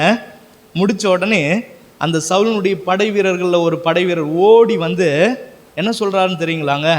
மன்னரே மன்னரே, நாம் அந்த பெலிஸ்தியரான கோலியாத்தை வீழ்த்தியதால் அவர்கள் எல்லாரும் ஒன்றாக திரண்டு வந்து இந்த இஸ்ரேல் தேசத்தை கைப்பற்றுவதற்காக நம்ம இடத்துக்கு வந்துட்டாங்க. ஸோ இந்த பயப்புள்ளைய யார, தாவீதை நம்ம எப்போ வேணாலும் பார்த்துக்கலாம், இப்போ நம்ம விட்டோம்னா நம்ம இஸ்ரேல் தேசம் நம்ம கையை விட்டு போயிடும் அப்படின்னு சொல்லிட்டு வந்தவர்கள் எல்லாம் புறமுதுகை காட்டி கொண்டு ஓடினார்களாம். கரங்களை தட்டி உற்சாகத்தோடு இறைவனுக்கு நன்றி செலுத்துவோமா? நாம் எல்லாம் முடிஞ்சிடுதுன்னு நீங்கள் நினைக்கிறீங்க அப்படின்னா நம்ம ஜெபிக்கக்கூடிய ஜெபம், என் நிறைவா என் நிறைவா ஏன் என்னை கை நெகிழ்ந்தீர் அப்படின்னு ஜெபிக்கும் பொழுது நமக்கு எதிராக இருக்கக்கூடிய ஒவ்வொரு விஷயங்களும், நடக்காது என்று நினைக்கக்கூடிய ஒவ்வொரு விஷயங்களும் நம்மை விட்டு புறமுதுகை காட்டி கொண்டு ஓடிக்கொண்டே இருக்குமாம். இயேசுவுக்கே புகழ். ஸோ இதெல்லாம் நடக்குதுங்க. நடந்து முடித்தோடனே கண்ணீரோட அவர் பார்க்குறாரு, திருப்பி பார்க்குறாரு, அந்த குகையிலேருந்து பார்க்குறாரு, வேறு யாராவது வெளியில் இருக்கிறாங்களான்னு பார்த்தா யாருமே இல்லை. அப்போ கொஞ்சம் ஆறுதல் அவருக்கு கிடைக்குது. அந்த ஆறுதல் கிடைச்ச உடனே வெளியில் வந்து பார்த்த உடனே யாருமே இல்லை. பின்னாடி போனால் திருப்பி யாருடைய கையில் மாட்டிக்கணும்? பின்னாடி போனால் யாருடைய கையில் மாட்டிக்கணும்? எனக்கு 3 நிமிஷம் இருக்குது, ஓகேவா? இயேசுவுக்கே புகழ். இந்த 3 நிமிஷம் இருக்குது, 3 நிமிஷத்தில் முடிச்சிடலாம். இயேசுவுக்கே புகழ், இயேசுவுக்கே நன்றி. அப்போ ஃபாதர், இப்போ நீங்கள் சொன்னது கூட அவ்வளோ மகிழ்ச்சியாக இல்லை ஃபாதர். இந்த 3 நிமிஷம் சொன்னீங்க பாருங்கள், நான் இழந்து போனது எல்லாத்தையும் அடைஞ்ச ஒரு சந்தோஷம் ஃபாதர் அப்படின்றவங்க மட்டும் சத்தமாக ஒரு முறை மரியே வாழ்க. பார்த்தீங்களா, இவன் எப்போ முடிப்பான் அப்படின்னு அவளோட காத்துட்டு இருந்தீங்க தானே? இயேசுவுக்கே புகழ். இல்லை, எல்லாரும் ஆர்வத்தோடு கேட்டுடுறீங்க, ரொம்ப சந்தோஷமாக இருக்குது. அன்பார்ந்தவர்களே, அவர் தாவீது வெளியில் வந்து பார்க்குறாரு. பார்த்த உடனே சவுலும் இல்லை, சவுலுடைய படை வீரர்களும், சவுலுடைய, இயேசுவுக்கே புகழ், சவுலுடைய படை வீரர்களும் இல்லை அப்படின்றத பார்த்த உடனே அவருக்கு ஒரே ஒரு ஆப்ஷன் தாங்க இருக்குது. பின்னாடி போனால் சவுல்கிட்ட மாட்டிக்கணும். ஆனால் முன்னாடி இருக்கக்கூடிய ஒரே ஆப்ஷன் என்ன ஆப்ஷன்? யூதேயா பாலைவனம், 68 கிலோமீட்டர் ட்ராவல் பண்ணணும். கரடு முரடான பாதை, 150 டிகிரி செல்சியஸ் வெப்பம் நிறைந்த ஒரு பகுதி, 3 வருஷத்துக்கு ஒரு முறை தான் மழையே பொழியக்கூடிய ஒரு இடம் அதானே? ஸோ அந்த நேரத்தில் அவர் வேதனையோடு ட்ராவல் பண்ணுறாரு. ஏதோ கடவுள் ஏதோ ஒரு புதிய ட்ராக் உருவாக்கி இருக்கிறாரு அப்படின்னு சொல்லிட்டு அவர் ட்ராவல் பண்ணுறாரு. ஒரு புதிய துவக்கத்தை தந்திருக்கிறாருன்னு சொல்லிட்டு ட்ராவல் பண்ணுறாரு. ஒரு 50 கிலோமீட்டர் ட்ராவல் பண்ணுறாருங்க, 60 கிலோமீட்டர் ட்ராவல் பண்ணுறாரு. 65 கிலோமீட்டர் சென்றடைஞ்ச உடனே அதுக்கு பிறகு 67 கிலோமீட்டர், 68 கிலோமீட்டர் போன உடனே எங்கே கால் வைக்கிறாரு? எங்கேதி தோட்டத்தில் கால் வச்ச உடனே என்னடா இது, இவ்வளோ நேரம் கழித்து வந்தோடனே இவ்வளோ சூப்பரான ஒரு இடம் இருக்கேன்னு பார்த்துக்கிட்டே இருக்கிறாரு. டயர்டாக தாகத்தோடு பார்த்துக்கிட்டே இருக்கிறாரு. பார்த்த உடனே அங்கே ஒரு ஆடு பசும்புல் மேய்ஞ்சிட்டு இருக்கிறத அவர் பார்க்குறாரு. யார் பார்க்குறா? இது உண்மை நிகழ்வுங்க, வரலாற்று பின்னணி. பசும்புல் மேய்வதை, அந்த ஆடு மேய்வதை பார்க்குறாரு. பார்த்த உடனே இவருக்கு ஒரே ஆச்சரியம், இந்த ஆடு எப்படா இங்கே வந்திருக்கும்? நானே ரொம்ப கஷ்டப்பட்டு வந்தேன், இந்த ஆடு எப்படி இங்கே வந்திருக்கும் அப்படின்னு யோசிச்சுட்டே இருக்கும் பொழுது அங்கே அமைதியான நீர்நிலை, ஓடன்னு சொன்னோம் தெரியுங்களா? அந்த ஓடையில் ஒரு ஆயன் கையில் ஒரு கழியை வச்சுக்கிட்டு அங்கே தண்ணி எடுத்து குடிச்சிட்டு இருக்கிறத அவர் பார்க்குறாரு. பார்த்த உடனே அவர் புரிஞ்சுக்கிறாருங்க, இந்த ஆடு இங்கே வர்றதுக்கு இந்த ஆயன் காரணமாக இருந்ததை போல இந்த ஆடு தனக்குள்ளே சொல்ல ஆரம்பிக்கிறாருங்க, இந்த ஆடு இங்கே வர்றதுக்கு இந்த ஆயனையும் விட மேலான ஒரு ஆயன் இருப்பார்ல, அவர்தான் என் ஆண்டவர். கரங்களை தட்டி உற்சாகத்தோடு இறைவனுக்கு நன்றி செலுத்துவோமா? நம்ம வாழ்க்கையிலும் இறைவன் ஒரு ஆயனாக இருந்து புதிய துவக்கத்தை தருவதற்காக தயாராக இருக்கிறார். யாராருடைய வாழ்க்கையில் மாவோன் அனுபவம் இருக்குதோ அவங்களுடைய வாழ்க்கையில் எங்கேதி தோட்ட அனுபவம் நிச்சயமாக இருக்கும். யாருடைய வாழ்க்கையில் திருப்பாடல் 22 இருக்குதோ அவங்களுடைய வாழ்க்கையில் நிச்சயமாக திருப்பாடல் 23. இங்கே கண்ணீரோட திருப்பாடல் 22 எழுதுறாருங்க. அங்கே சந்தோஷமாக அகமகிழ்வோட திருப்பாடல் 23 அவர் எழுதுகிறார். இயேசுவுக்கே புகழ். இப்போ கவனமாக கேட்கணும், 22 இருக்குது அப்படின்னா 23 நிச்சயமாக இருக்குது. இருளான சூழ்நிலையில் இருக்குது அப்படின்னா ஒளிமயமான எதிர்காலம் நமக்கு நிச்சயமாக இருக்குது. இந்த எங்கேதி தோட்டம் அப்படின்றது அது எபிரேய மொழி. அப்படின்னா ஆட்டுக்குட்டியின் நீரூற்று என்று சொல்வார்களாம். ஆட்டுக்குட்டியின் நீரூற்றுன்னா என்ன? ஆட்டுக்குட்டி செம்மறி அப்படின்னு சொல்லிட்டு யாரை நம்ம சொல்லுவோம்? செம்மறியின் விருந்துக்கு அழைக்க பெற்றோர், பேறு பெற்றோர். யாருடைய விருந்து? இறைமகன் இயேசுவை குறிப்பிடுகிறது. அதானே நீரூற்று, நான் தரக்கூடிய தண்ணீரை நீங்கள் பருகினால் உங்களுக்கு தாகம் இராது. யார் தரக்கூடிய தண்ணி? இயேசு தரக்கூடிய தண்ணி. இங்கே எங்கேதி தோட்டம் அப்படின்றது வேற எதுவும் இல்லைங்க, நற்கருணை ஆண்டவர். இயேசுக்கே புகழ். இந்த நற்கருணை ஆண்டவரை நாம் ரீச் ஆகணும் அப்படின்னா எல்லாம் முடிஞ்சிடுதுன்னு நம்ம நினைக்காம புதிய துவக்கத்தை தருவதற்காக இறைவன் ஒவ்வொரு வேலையிலும் நமக்கு உறுதுணையாக இருக்கிறார் என்ற ஒரு நம்பிக்கையோடு என்ன நடந்தாலும் ஏது நடந்தாலும் இறைவன் நம்ம கருகி போக வண்ணமாக, ரொம்ப சாம்பலாக ஆகும் வண்ணமாக இறைவன் நம்மளை விட மாட்டார். எவ்வளோ அளவுக்கு நம்மளால் தாங்க முடியுமோ அந்த அளவுக்கு தான் நமக்கு வேதனையை அனுமதிப்பார். மற்ற எல்லா விஷயங்களையும் அவர் பார்த்து கொள்வார். நான் சொன்னேன் தெரியுங்களாங்க, அந்த ஜெமினா ரோட்ரிக்ஸ் அவங்க என்ன சொன்னாங்க தெரியுங்களா? ஒரு இறைவசனத்தை சொன்னாங்க. என் வாழ்க்கையில் நான் சந்தித்த ஒவ்வொரு பிரச்சனைகளையும் பார்த்து ரொம்ப தோண்டு போயிருந்தேன். She was telling, I was struggling a lot when I was facing lots of difficulties and problems in my career. நிறைய பிரச்சனைகள் நான் சந்திச்சுட்டு இருந்தேன். அந்த பிரச்சனைகளை சந்திக்கும் பொழுது என் மனசில் ஒரு இறைவசனம் ஓடிக்கிட்டே இருக்கும். என்ன இறைவசனம் அப்படின்னா, be still and God will fight for you. அப்படின்னா என்ன? நம்ம இஸ்ரேல் மக்கள், மோசே இறைவாக்கினர் வழியாக இறைவன் இஸ்ரேல் மக்களுக்கு சொல்லுவார், அதானே, அஞ்சாதே நிலைகுலையாதே, இன்று ஆண்டவர் தாமே உமக்கு ஆற்றக்கூடிய அரும்பெரும் செயல்களை உங்களுடைய கண்கள் பார்க்கும், கடவுள் உங்களுக்காக போராடுவார். நீங்கள் என்ன பண்ணுமா? சும்மா இருங்க. கேட்க செவியுள்ளோர் கேட்கட்டும். தந்தை, மகன், தூய ஆவியாரின் பெயராலே